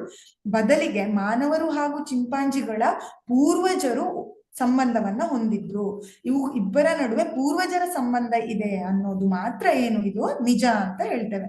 ಸಾಮಾನ್ಯ ಪೂರ್ವಜ ಚಿಂಪಾಂಜಿ ಅಥವಾ ಮಾನವರಿಬ್ಬರಿಗೂ ಇದ್ದಿರಲಾರದು ಅನ್ನೋದನ್ನ ನಾವಿಲ್ಲಿ ನೋಡ್ಬೋದು. ಈ ಪೂರ್ವಜರಿಂದ ಪ್ರತ್ಯೇಕಗೊಳ್ಳಲು ಮಾನವ ಹಾಗೂ ಚಿಂಪಾಂಜಿಗಳು ವಿಕಾಸ ಹೊಂದಿರುವ ಸಾಧ್ಯತೆ ಕಡಿಮೆ. ಬದಲಾಗಿ ವಿಕಾಸ ಹೊಂದಿದ ಎರಡು ಪ್ರಭೇದಗಳು ಬಹುಶಃ ತಮ್ಮದೇ ಪ್ರತ್ಯೇಕ ಹಾದಿಯಲ್ಲಿ ಏನ್ ಮಾಡಿದ್ವು, ರೂಪುಗೊಂಡ್ವು. ಅಂದ್ರೆ ಇಲ್ಲಿ ಮಂಗನಿಂದ ಮಾನವ ಅನ್ನೋದು ಸುಳ್ಳು ಅನ್ನೋದು ಹೇಗೆ ಅಂದ್ರೆ ಕಂಪ್ಲೀಟ್ ಸುಳ್ಳು ಅಂತ ಅರ್ಥ ಅಲ್ಲ. ಚಿಂಪಾಂಜಿಯಿಂದ ವಿಕಾಸ ಹೊಂದಿದೆ ಅನ್ನೋದು ಸುಳ್ಳು, ಪೂರ್ವಜರ ಸಂಬಂಧ ಇದೆ ಅನ್ನೋದು ಮಾನವನಿಗೆ ಹಾಗೂ ಚಿಂಪಾಂಜಿಗೆ ಇಬ್ಬರಿಗೂ ಒಂದೇ ಪೂರ್ವಜರ ಸಂಬಂಧ ಇದೆ ಅನ್ನೋದನ್ನ ನಾವಿಲ್ಲಿ ನೋಡ್ತೇವೆ. ಹಾಗಾದ್ರೆ ಜೀವ ವಿಕಾಸದಿಂದ ಕಾಲ ಕಳೆದಂತೆ ಹೆಚ್ಚು ಹೆಚ್ಚು ಸಂಕೀರ್ಣ ದೇಹ ವಿನ್ಯಾಸಗಳು ಹೊರಹೊಮ್ಮಿದವು. ಹೌದು, ಮೊದಲು ಏಕಕೋಶ ಜೀವಿ ಬಂತು, ಆಮೇಲೆ ಏನಾಯ್ತು, ಮನುಷ್ಯರಂತಹ ಬಹುಕೋಶ ಜೀವಿಗಳು ಏನಾಗ್ತಾ ಹೋದ್ವು, ಉತ್ಪತ್ತಿ ಆಗ್ತಾ ಹೋದ್ವು. ಇದನ್ನೇ ಸಂಕೀರ್ಣವಾದ ದೇಹ ವಿನ್ಯಾಸ ಅಂತ ಕರಿತೇವೆ. ಹೀಗಿದ್ದರೂ ಹಳೆಯ ವಿನ್ಯಾಸಗಳು ಅದಕ್ಷವಾಗಿದ್ದವು ಎಂದು ಎಂದುಕೊಳ್ಳೋದಿಕ್ಕೆ ಆಗೋದಿಲ್ಲ. ಅಂದ್ರೆ ಹಳೆಯ ವಿನ್ಯಾಸಗಳು ಏನು ಅಲ್ಲ ಅನ್ನೋದು ತಪ್ಪು ಅಂತ ಹೇಳ್ತಾ ಇದ್ದಾರೆ. ಹಲವು ಪ್ರಾಚೀನ ಹಾಗೂ ಸರಳ ವಿನ್ಯಾಸಗಳು ಇಂದಿಗೂ ಬದುಕುಳಿದಿದೆ. ಸೊ ಇಲ್ಲಿ ನಾವು ಕೆಲವೊಂದ್ಸಲ ಹೇಳ್ತೇವೆ, ಮನುಷ್ಯನು ಅತ್ಯಂತ ಶ್ರೇಷ್ಠ ಜೀವಿ ಉಳಿದೆಲ್ಲ ಜೀವಿಗಳಿಗಿಂತ, ಯಾಕಂದ್ರೆ ಅವನು ಬೇರೆ ಬೇರೆ ಅಂಗಗಳನ್ನ ಬೇರೆ ಬೇರೆ ಕಾರ್ಯಕ್ಕಾಗಿಯೇ ಹೊಂದಿದ್ದಾನೆ, ಆದ್ರೆ ಜೀವಿಗಳಿಗೆ ಹಾಗಿಲ್ಲ ಅಂತ ಹೇಳ್ತೇವೆ. ಹೌದಾ? ಬಟ್ ನಿಜ ನೋಡ್ಲಿಕ್ಕೆ ಹೋದ್ರೆ ಎಲ್ಲಾ ಜೀವ ಪ್ರಭೇದಕ್ಕೂ ಈಕ್ವಲ್ ಇಂಪಾರ್ಟೆನ್ಸ್ ಅನ್ನ ಕೊಡಬೇಕು. ಯಾರು ಶ್ರೇಷ್ಠನೂ ಅಲ್ಲ, ಯಾರು ಕೆಳಗೂ ಅಲ್ಲ ಅಂತ ಹೇಳ್ತೇವೆ. ಯಾಕೆ ಅಂದ್ರೆ, ಉದಾಹರಣೆಗೆ ಬ್ಯಾಕ್ಟೀರಿಯಾ ಇದು ಒಂದು ಏಕಕೋಶ ಜೀವಿ ಅಂತ ನಾವು ಕನ್ಸಿಡರ್ ಮಾಡಿದ್ರೆ ಇದಕ್ಕೆ ಬೇರೆ ಬೇರೆ ಕಾರ್ಯಗಳನ್ನ ನಿರ್ವಹಿಸೋದಕ್ಕೆ ಬೇರೆ ಬೇರೆ ಅಂಗಗಳಿರೋದಿಲ್ಲ. ಹೌದಾ? ಆದ್ರೂ ಕೂಡ ಇದೇನ್ ಮಾಡತ್ತೆ ಅಂದ್ರೆ ಬೇರೆ ಬೇರೆ ವಾತಾವರಣದಲ್ಲಿ ಬದುಕತ್ತೆ. ಬಿಸಿ ನೀರ ಬುಗ್ಗೆಲಿದ್ರೂ ಬದುಕತ್ತೆ, ಸಮುದ್ರದ ಆಳದ ಉಷ್ಣಗುಂಡಿಗಳಲ್ಲೂ ಬದುಕತ್ತೆ, ಅಂಟಾರ್ಟಿಕಾದಂತಹ ಮೈ ಕೊರೆಯುವ ಹಿಮದಲ್ಲೂ ಕೂಡ ಏನ್ ಮಾಡತ್ತೆ, ಇದು ವಾಸಿಸುತ್ತೆ. ಅಂದಾಗ ನೋಡ್ಲಿಕ್ಕೆ ಹೋದ್ರೆ ಈಗ ನಾವು ಮನುಷ್ಯ ನಮ್ಮನ್ನು ಒಂದು ವಾತಾವರಣದಿಂದ ಈ ಅತಿರೇಕದ ವಾತಾವರಣಕ್ಕೆ ಬಿಸಿ ನೀರಿಗೆ ತಗೊಂಡೋಗಿ ಹಾಕಿದ್ರೆ ಬದುಕ್ತೀರಾ? ಇಲ್ಲ. ಹಾಗಾದ್ರೆ ಏನಾಯ್ತು ಇಲ್ಲಿ, ಮನುಷ್ಯನೇ ಕೇವಲ ಉತ್ತಮ ಅನ್ನೋದು ಸುಳ್ಳು. ಎಲ್ಲಾ ಪ್ರಭೇದಗಳಿಗೂ ಎಲ್ಲಾ ಜೀವ ವಿಕಾಸಕ್ಕೂ ಅದರದ್ದೇ ಆದ ಪ್ರಾಮುಖ್ಯತೆ ಇದೆ ಅನ್ನೋದನ್ನ ನಾವಿಲ್ಲಿ ಕಾಣ್ತಾ ಇದ್ದೇವೆ. ಹಾಗಾದ್ರೆ ಜೀವ ವಿಕಾಸಿಯ ಸಂಬಂಧಗಳನ್ನ ಪತ್ತೆ ಮಾಡಲು ಪ್ರಮುಖವಾಗಿ ನಾವು ಯಾವ್ಯಾವ ಸಾಧನಗಳನ್ನ ಇಷ್ಟೊತ್ತು ಹೇಳಿದ್ದೇನೆ, ಉತ್ಕಲನನ ಹೇಳಿದೆ. ಹೌದಾ? ಉತ್ಖನನ ಅಂದ್ರೆ ಏನರ್ಥ? ಉತ್ಖನನ ಅಂದ್ರೆ ಒಂದು ಪ್ಲೇಸ್ ಅಲ್ಲಿ ಪಳಿಯುಳಿಕೆ ಇದೆ ಅಂದ್ರೆ ಅದನ್ನ ನಾವು ಅಗೆದು ಅದರ ಮೇಲೆ ಸಂಶೋಧನೆಯನ್ನ ಮಾಡೋದನ್ನ ಉತ್ಖನನ ಅಂತ ಕರಿತೇವೆ. ನೆಕ್ಸ್ಟ್ ಅಲ್ಲಿ ಕಾಲ ನಿರ್ಣಯ, ಆಗ್ಲೇ ಹೇಳಿದ್ವಿ, ಪಳಿಯುಳಿಕೆ ಎಷ್ಟು ವರ್ಷದ ಹಿಂದಿನದ್ದು ಅಂತ ಕಂಡುಹಿಡಿಲಿಕ್ಕೆ ಕಾರ್ಬನ್ನ ಸಮಸ್ಥಿತಿಯ ಅನುಪಾತವನ್ನ ತಗೊಳ್ತೇವೆ, ಹಾಗೆ ಕಾಲ ನಿರ್ಣಯವನ್ನ ಮಾಡ್ತೇವೆ. ಹಾಗೆ ಅದು ಎಷ್ಟು ಭೂಮಿಯಿಂದ ಕೆಳಗಿದೆ ಎಷ್ಟು ಮೇಲಿದೆ ಅನ್ನೋದ್ರ ಮೇಲೂ ಕೂಡ ಕಾಲ ನಿರ್ಣಯವನ್ನ ಮಾಡ್ತೇವೆ ಅನ್ನೋದನ್ನ ಏನ್ ಮಾಡಿದ್ದೇವೆ, ಸ್ಟಡಿ ಮಾಡಿದ್ದೇವೆ. ನೆಕ್ಸ್ಟ್ ಅಲ್ಲಿ ಬಂದ್ರೆ ಪಳಿಯುಳಿಕೆಗಳ ಅಧ್ಯಯನ. ಹೌದು, ಇದನ್ನು ಆಗ್ಲೇ ಹೇಳಿದೆ. ಡಿಎನ್ಎ ಅನುಕ್ರಮಣಿಕೆಗಳು ಅಂದ್ರೆ ಡಿಎನ್ಎ ಮ್ಯಾಪಿಂಗ್ ಅಂತ ಹೇಳ್ತೇವೆ ಇದನ್ನು ಕೂಡ ನಾವೇನ್ ಮಾಡ್ತೇವೆ, ಪಳಿಯುಳಿಕೆ ಪತ್ತೆ ಮಾಡೋದಿಕ್ಕೆ ಮಾಡ್ತೇವೆ. ಆಯ್ತಾ? ಇವೆಲ್ಲ ಏನ್ ಮಾಡತ್ತೆ, ಜೀವ ವಿಕಾಸ ಎಷ್ಟು ಹಳೆಯದು, ಪಳಿಯುಳಿಕೆ ಎಷ್ಟು ಹಳೆಯದು, ಅವುಗಳಿಗೆ ಏನು ಸಂಬಂಧ ಇದೆ ಅನ್ನೋದನ್ನ ನಮ್ಗೆ ತೋರಿಸ್ಕೊಡುತ್ತೆ. ನೆಕ್ಸ್ಟ್ ಅಲ್ಲಿ ಬಂದ್ರೆ ಮಾನವ ವಿಕಾಸ. ಇದು ಈ ಅಧ್ಯಾಯದ ಕೊನೆಯ ಅಂಶ. ಮಾನವ ವಿಕಾಸ ಹೇಗಾಯ್ತು? ಮಾನವನು ಮೊದಲು ಲೇಮರ್ ಅನ್ನೋ ಜೀವಿಯಿಂದ ಉತ್ಪತ್ತಿ ಆಗ್ತಾ ಹೋದ. ಕೋಟ್ಯಂತರ ವರ್ಷಗಳು ಕಳಿತಾ ಕಳಿತಾ ಕಳಿತಾ ಬೇರೆ ಬೇರೆ ಬೇರೆ ಬೇರೆ ರೂಪಗಳು ವಿಕಾಸ ಆಗ್ತಾ ಕೊನೆಗೆ ಏನಾಗ್ತಾನೆ, ಮಾನವನಾಗಿ ಬದಲಾದ ಅಂತ ಹೇಳ್ತೇವೆ. ಸೊ ಇಲ್ಲಿ ಲೇಮರ್ ಅನ್ನೋ ಪ್ರಾಣಿಯಿಂದ ಬೇರೆ ಬೇರೆ ಇಲ್ಲಿ ತೋರಿಸಿದೇನಲ್ವಾ, ಇವುಗಳೆಲ್ಲ ಏನಾಯ್ತು, ವಿಕಾಸ ಆಗ್ತಾ ಹೋಯ್ತು. ಲಾಸ್ಟ್ ಅಲ್ಲಿ ಮಾನವನ ವಿಕಾಸ ಆಯ್ತು. ಅಂದ್ರೆ ಇವೆಲ್ಲ ಈಗ ಅಳೆದೋಗಿದೆ ಅಂತಲ್ಲ, ಅವು ಬೇರೆ ಬೇರೆ ರೂಪಗಳನ್ನ ಪಡ್ಕೊಂಡು ಬೇರೆ ಪ್ರಭೇದಗಳಾಗಿ ಹೊರಹೊಮ್ಮುತ್ತವೆ ಅನ್ನೋದನ್ನ ನಾವಿಲ್ಲಿ ನೋಡ್ಬೋದು. ನೆಕ್ಸ್ಟ್ ಅಲ್ಲಿ ನಾವು ಮಾಡರ್ನ್ ಅಂದ್ರೆ ಇತ್ತೀಚಿಗಿನ ವಿಕಾಸ ಅಂತ ಬಂದ್ರೆ ಇದನ್ನ ಹೇಳ್ತೇವೆ. ಫಸ್ಟ್ ಅಲ್ಲಿ ಲೂಸಿ ಅಂತ ಬಂತು, ಆಮೇಲೆ ಉಳಿದ ಪ್ರಭೇದಗಳು ಬರ್ತಾ ಹೋಯ್ತು, ಕೊನೆಯಲ್ಲಿ ಮಾಡರ್ನ್ ಮ್ಯಾನ್ ಅನ್ನ ನೋಡ್ತೇವೆ ನಾವು. ಇವು ಮಾನವನ ವಿಕಾಸದ ಬಗ್ಗೆ ಹೇಳುತ್ತೆ. ನೆಕ್ಸ್ಟ್ ಅಲ್ಲಿ ನೋಡಿದ್ರೆ ಮಾನವರು ಎಲ್ಲರೂ ಒಂದೇ ಪ್ರಭೇದ. ಹೌದಾ? ಆದ್ರೂ ಕೂಡ ಮನುಷ್ಯರಲ್ಲಿ ನಾವು ತುಂಬಾ ವ್ಯತ್ಯಾಸವನ್ನ ನೋಡ್ತೇವೆ. ಹೆಚ್ಚಿನದ್ದಾಗಿ ಬಣ್ಣದಲ್ಲಿ ಇರಬಹುದು. ಕೆಲವರಿಗೆ ಬಿಳಿಯ ಚರ್ಮ ಇರುತ್ತೆ, ಕೆಲವರು ಕಪ್ಪನ್ನ ಹೊಂದಿರ್ತಾರೆ, ಕೆಲವರು ಯೆಲ್ಲೋ ಕಲರ್ ಇದ್ರೆ ಕೆಲವರು ರೆಡ್ ಇರ್ತಾರೆ. ಅಂದ್ರೆ ಈಗ ನಾವು for example India, America, Europe, ಹೀಗೆ ದಕ್ಷಿಣ ಆಫ್ರಿಕಾ ಬೇರೆ ಬೇರೆ ನೋಡ್ತಾ ಹೋದ್ರೆ ನಮ್ಗೆ ವಿಭಿನ್ನತೆಗಳು ಕಾಣಿಸ್ತಾ ಹೋಗುತ್ತೆ. ಅಂದ್ರೆ ಮನುಷ್ಯ ಒಂದೇ ಪ್ರಭೇದಕ್ಕೆ ಸೇರಿಲ್ಲ ಅನ್ನೋದನ್ನ ಹೇಳ್ತಾ ಇದೆಯಾ ಹಾಗಾದ್ರೆ ಇವುಗಳು? ಏನರ್ಥ ಇದ್ರದ್ದು? ಇಲ್ಲ, ಮನುಷ್ಯನ ಬಣ್ಣ ಯಾವುದೇ ಇರಲಿ, ಗುಣ ಯಾವುದೇ ಇರಲಿ, ಕೊನೆಯಲ್ಲಿ ಬರೋದು ಮನುಷ್ಯ ಪ್ರಭೇದ ಅನ್ನೋದು ಮಾತ್ರ. ಹೌದಾ? ಸೊ ಪ್ರಪಂಚದಾದ್ಯಂತ ಮಾನವ ರೂಪಗಳೆಲ್ಲ ಹೆಚ್ಚಿನ ವೈವಿಧ್ಯತೆ ಇದ್ರೂ ಕೂಡ, ಎಷ್ಟೇ ಮನುಷ್ಯರಲ್ಲಿ ನಾವು ವೈವಿಧ್ಯತೆಯನ್ನ ಕಂಡ್ರೂ ಕೂಡ ಲಾಸ್ಟ್ ಅಲ್ಲಿ ನಾವು ಮನುಷ್ಯ ಅಷ್ಟು ಸೇರಿ ಎಲ್ಲಾ ಮನುಷ್ಯರು ಒಂದೇ ಪ್ರಭೇದ ಅಂತ ಹೇಳ್ತೇವೆ. ಹೌದಾ? ಆದ್ರೆ ಅಲ್ಲಿ ವ್ಯತ್ಯಾಸಗಳು ಏನಿರುತ್ತೆ ಸ್ವಲ್ಪ ಇರತ್ತೆ ಅಂತ ಹೇಳ್ತೇವೆ. ಯಾಕೆಂದ್ರೆ ಅದು ಅವುಗಳ ಆನುವಂಶೀಯತೆ ಮೇಲೆ ಏನಾಗಿದೆ, ಅವಲಂಬನೆಯಾಗಿದೆ. ನೋಡಿ, ಕೆಲವರನ್ನ ಕಪ್ಪು, ಕಂದು ಅಥವಾ ಬಿಳಿ ವರ್ಣದವರೆಂದು ಕರೀತೇವೆ. ಹೀಗೆ ವಿಭಿನ್ನ ವಿಕಾಸ ಹೊಂದಿರುವ ಗುಂಪುಗಳೇ ಇದ್ರೂ ಕೂಡ ಎಲ್ಲರೂ ಕೂಡ ಮಾನವರು, ಎಲ್ಲರೂ ಒಂದೇ ಪ್ರಭೇದಕ್ಕೆ ಸೇರಿದವರು ಅನ್ನೋದನ್ನ ಏನ್ ಮಾಡ್ಬೇಕು, ನಾವು ನೆನ್ಪಿಟ್ಕೊಳ್ಬೇಕು ಅನ್ನೋದನ್ನ ನಾವಿಲ್ಲಿ ಹೇಳ್ತೇವೆ. ಹೀಗೆ ಮಾನವನ ವಿಕಾಸ ಆಯ್ತು. ನೆಕ್ಸ್ಟ್ ಅಲ್ಲಿ ನೋಡಿದ್ರೆ ಕೊನೆಯ ಅಂಶ, ನಾವು ಕೇಳಿರ್ತೇವೆ, ನಾವೆಲ್ಲ ವಾಸಿಸುತ್ತಿದ್ದರೂ ನಾವೆಲ್ಲೇ ವಾಸಿಸ್ತಾ ಇದ್ರು ನಾವೆಲ್ಲರೂ ಆಫ್ರಿಕಾ ಖಂಡದವರೇ ಅನ್ನೋದನ್ನ ಏನ್ ಮಾಡಬಾರ್ದು, ಮರಿಬಾರ್ದು. ಆಫ್ರಿಕಾ ಖಂಡದಿಂದ ಬಂದಿದ್ದೇವೆ. ಹೇಗೆ ಹಾಗಾದ್ರೆ? ಮಾನವ ಪ್ರಭೇದದ ಪ್ರಾರಂಭದ ಸದಸ್ಯನಾದ ಹೋಮೋಸೆಪಿಯನ್ಸ್, ನೋಡಿ ಇದು ಮುಖ್ಯ. ನಾವು ಮಾನವ ಪ್ರಭೇದದ ಆರಂಭದ ಸದಸ್ಯ ಅಂತ ಹೇಳಿ ಹೋಮೋಸೆಪಿಯನ್ಸ್ ಅನ್ನ ಕರೀತೇವೆ. ಇವರು ಮೂಲ ಎಲ್ಲಿಯವರು ಅಂದ್ರೆ, ಇವರ ಮೂಲ ಪತ್ತೆಯಾಗಿದ್ದು ಕೂಡ ಆಫ್ರಿಕಾ ಖಂಡದಲ್ಲೇ ಅಂತ ಹೇಳ್ತೇವೆ. ನಮ್ಮ ಆನುವಂಶೀಯ ಹೆಜ್ಜೆ ಗುರುತುಗಳನ್ನ ಹಿಂಬಾಲಿಸ್ತಾ ಹೋದ್ರೆ ಅವು ಆಫ್ರಿಕಾದೊಂದಿಗೆ ಸೇರತ್ತೆ. ನೂರಾರು ವರ್ಷಗಳ ಹಿಂದೆ ನಮ್ಮ ಕೆಲವು ಪೂರ್ವಜರು ಆಫ್ರಿಕಾ ತೊರೆದರೆ ಇನ್ನು ಕೆಲವರು ಏನ್ ಮಾಡ್ತಾರೆ, ಅಲ್ಲೇ ಉಳ್ಕೊಳ್ತಾರೆ. ಇಲ್ಲಿ ಏನ್ ಹೇಳ್ತಾ ಇದ್ದೇವೆ ಅಂದ್ರೆ, ಮಾನವ ವಿಕಾಸ ಎಲ್ಲಿಂದ ಆಯ್ತು, ಶುರು ಎಲ್ಲಿಂದ, ಆಫ್ರಿಕಾ ಖಂಡದವ್ರೆ ಅಂತ ಯಾಕೆ ಕರಿತೇವೆ ಅನ್ನೋ ಹಿನ್ನೆಲೆಯನ್ನ ಹೇಳ್ತಾ ಇದ್ದೇನೆ. ಇಲ್ಲಿ ಏನ್ ಮಾಡ್ತಾರೆ, ಕೆಲವು ಪೂರ್ವಜರು ಆಫ್ರಿಕಾವನ್ನ ಬಿಡ್ತಾರೆ, ಇನ್ನು ಕೆಲವರು ಅಲ್ಲೇ ಉಳಿತಾರೆ. ಆಫ್ರಿಕಾವನ್ನ ಬಿಟ್ಟು ಹೋದವರು ಏನ್ ಮಾಡ್ತಾರೆ ಅಂದ್ರೆ ವಲಸೆ ಹೋಗ್ತಾರೆ. ಮೂಲವಾಸಿಗಳು ಆಫ್ರಿಕಾದಲ್ಲಿಗೆ ಹರಡಿದರೆ ವಲಸಿಗರು ಕ್ರಮೇಣ ಏನ್ ಮಾಡ್ತಾರೆ, ಭೂಗ್ರಹದ ಎಲ್ಲೆಡೆ ಆವರಿಸ್ಕೊಳ್ತಾರೆ. ಆಫ್ರಿಕಾದಿಂದ ಪಶ್ಚಿಮ ಏಷ್ಯಾ, ನಂತರ ಮಧ್ಯ ಏಷ್ಯಾ, ನಂತರ ಯುರೇಷಿಯಾ, ನಂತರ ದಕ್ಷಿಣ ಏಷ್ಯಾ, ಆನಂತರ ಪೂರ್ವ ಏಷ್ಯಾದವರೆಗೂ ಏನ್ ಮಾಡ್ತಾರೆ, ಹರಡಿಕೊಳ್ತಾರೆ. ಇಂಡೋನೇಷ್ಯಾ ಮತ್ತು ಫಿಲಿಪೈನ್ಸ್ ದ್ವೀಪಗಳಿಂದ ಆಸ್ಟ್ರೇಲಿಯಾದವರೆಗೂ ಚಲಿಸ್ತಾರೆ. ಬೇರಿಂಗ್ ಲ್ಯಾಂಡ್ ಸೇತುವೆಯನ್ನ ದಾಟಿ ಅಮೆರಿಕವನ್ನ ತಲುಪ್ತಾರೆ. ಅಂದ್ರೆ ಎಲ್ಲಿಂದ ಎಲ್ಲಿಗೆ ಹೋಯ್ತು ನೋಡಿ ಮನುಷ್ಯನ ಜೀವನ. ಅವರು ಒಂದೇ ನೇರದಲ್ಲಿ ಪ್ರಯಾಣಿಸಬೇಕಂತ ಇಲ್ಲ, ಏಕಂದ್ರೆ ಖಂಡಿತವಾಗೂ ಪ್ರಯಾಣಿಸುವುದು ಒಂದೇ ಅವರ ಉದ್ದೇಶ ಆಗಿರ್ಲಿಲ್ಲ. ಏನವರ ಉದ್ದೇಶ? ಕೆಲವೊಮ್ಮೆ ಗುಂಪಿನಲ್ಲಿ, ಕೆಲವೊಮ್ಮೆ ಪ್ರತ್ಯೇಕವಾಗಿ, ಕೆಲವೊಮ್ಮೆ ಹಿಂದೆ ಮುಂದೆ ಚಲಿಸ್ತಾರೆ, ಕೆಲವೊಮ್ಮೆ ಪರಸ್ಪರ ಎಲ್ಲರೂ ಒಂದೇ ಕಡೆ ಕೂಡ್ಕೊಂಡಿದ್ದಾರೆ. ಆಫ್ರಿಕಾದ ಒಳಗೆ ಹೊರಗೆ ಚಲಿಸಿದರು. ಭೂಮಿಯ ಮೇಲಿನ ಎಲ್ಲಾ ಪ್ರಭೇದಗಳಂತೆ ಆಕಸ್ಮಿಕವಾಗಿ ಅಸ್ತಿತ್ವಕ್ಕೆ ಬಂದರು ಮತ್ತು ಅವರು ಸಾಧ್ಯವಾದಷ್ಟು ಉತ್ತಮ ರೀತಿಯಲ್ಲಿ ಏನ್ ಮಾಡ್ತಾರೆ, ಬದುಕೋದಕ್ಕೆ ಪ್ರಯತ್ನಿಸ್ತಾ ಇದ್ದಾರೆ. ಇವೆಲ್ಲವನ್ನ ನಾವು ಮಾನವನ ವಿಕಾಸದಲ್ಲಿ ನೋಡ್ತಾ ಇದ್ದೇವೆ. ಮಾನವನ ವಿಕಾಸದಲ್ಲಿ ಅವನ ಹಿನ್ನೆಲೆ ಏನು, ಅವನು ಹೇಗೆ ಬಂದ, ಹೇಗೆ ಒಂದು ಕಡೆಯಿಂದ ಇನ್ನೊಂದು ಕಡೆ ವಲಸೆ ಹೋಗಿ ಜೀವನವನ್ನ ಕಟ್ಕೊಂಡ, ಹಾಗೆ ಹೇಗೆ ಮಾನವನ ವಿಕಾಸ ಬೇರೆ ಬೇರೆ ಸ್ಥಳದಲ್ಲಿ ಬೇರೆ ಬೇರೆ ರೂಪಾಂತರಗೊಂಡಿತು ಅನ್ನೋದನ್ನ ಏನ್ ಮಾಡಿದ್ದೇವೆ, ನಾವು ತಿಳ್ಕೊಂಡಿದ್ದೇವೆ.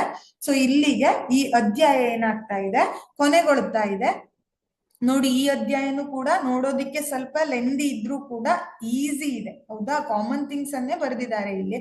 ಜೀವ ವಿಕಾಸ ಹೇಗಾಯ್ತು, ಏಕತಳೀಕರಣ ದ್ವಿತಳೀಕರಣದ ಮೂಲಕ ಆನುವಂಶೀಯತೆಯನ್ನ ಹೇಗೆ ತಳಿಶಾಸ್ತ್ರವನ್ನ ಹೇಗೆ ಪ್ರೂವ್ ಮಾಡಿದ್ರು, ಹಾಗೆ ಗಳಿಸಿದ ಮತ್ತು ಆನುವಂಶೀಯ ಗುಣಗಳು ಅಂದ್ರೆ ಏನು, ಆನುವಂಶೀಯತೆಯ ಬಗ್ಗೆ ಏನ್ ಮಾಡ್ತಾರೆ, ಸಿದ್ಧಾಂತವನ್ನ ಮಂಡನೆ ಮಾಡ್ತಾರೆ. ನೆಕ್ಸ್ಟ್ ಅಲ್ಲಿ ಬರೋದು ಜೀವ ವಿಕಾಸ. ಬೇರೆ ಬೇರೆ ಜೀವಿಗಳು, ಬೇರೆ ಬೇರೆ ಪ್ರಭೇದಕ್ಕೆ ಸೇರಿದ ಜೀವಿಗಳಲ್ಲಿ ಜೀವ ವಿಕಾಸ ಹೇಗೆ ಆಗ್ತಾ ಹೋಯ್ತು ಅನ್ನೋದನ್ನೆಲ್ಲ ಏನ್ ಮಾಡಿದ್ದೇವೆ, ನಾವು ಸ್ಟಡಿ ಮಾಡ್ತಾ ಬಂದಿದ್ದೇವೆ, ಹೌದಾ? ಸೊ ಇಲ್ಲಿಗೆ ಈ ಅಧ್ಯಾಯ ಕೊನೆಗೊಳ್ತಾ ಇದೆ. ನಾವು ನೆಕ್ಸ್ಟ್ ಅಲ್ಲಿ ಬೇರೆ ಅಧ್ಯಾಯದೊಂದಿಗೆ ಮೀಟ್ ಮಾಡೋಣ.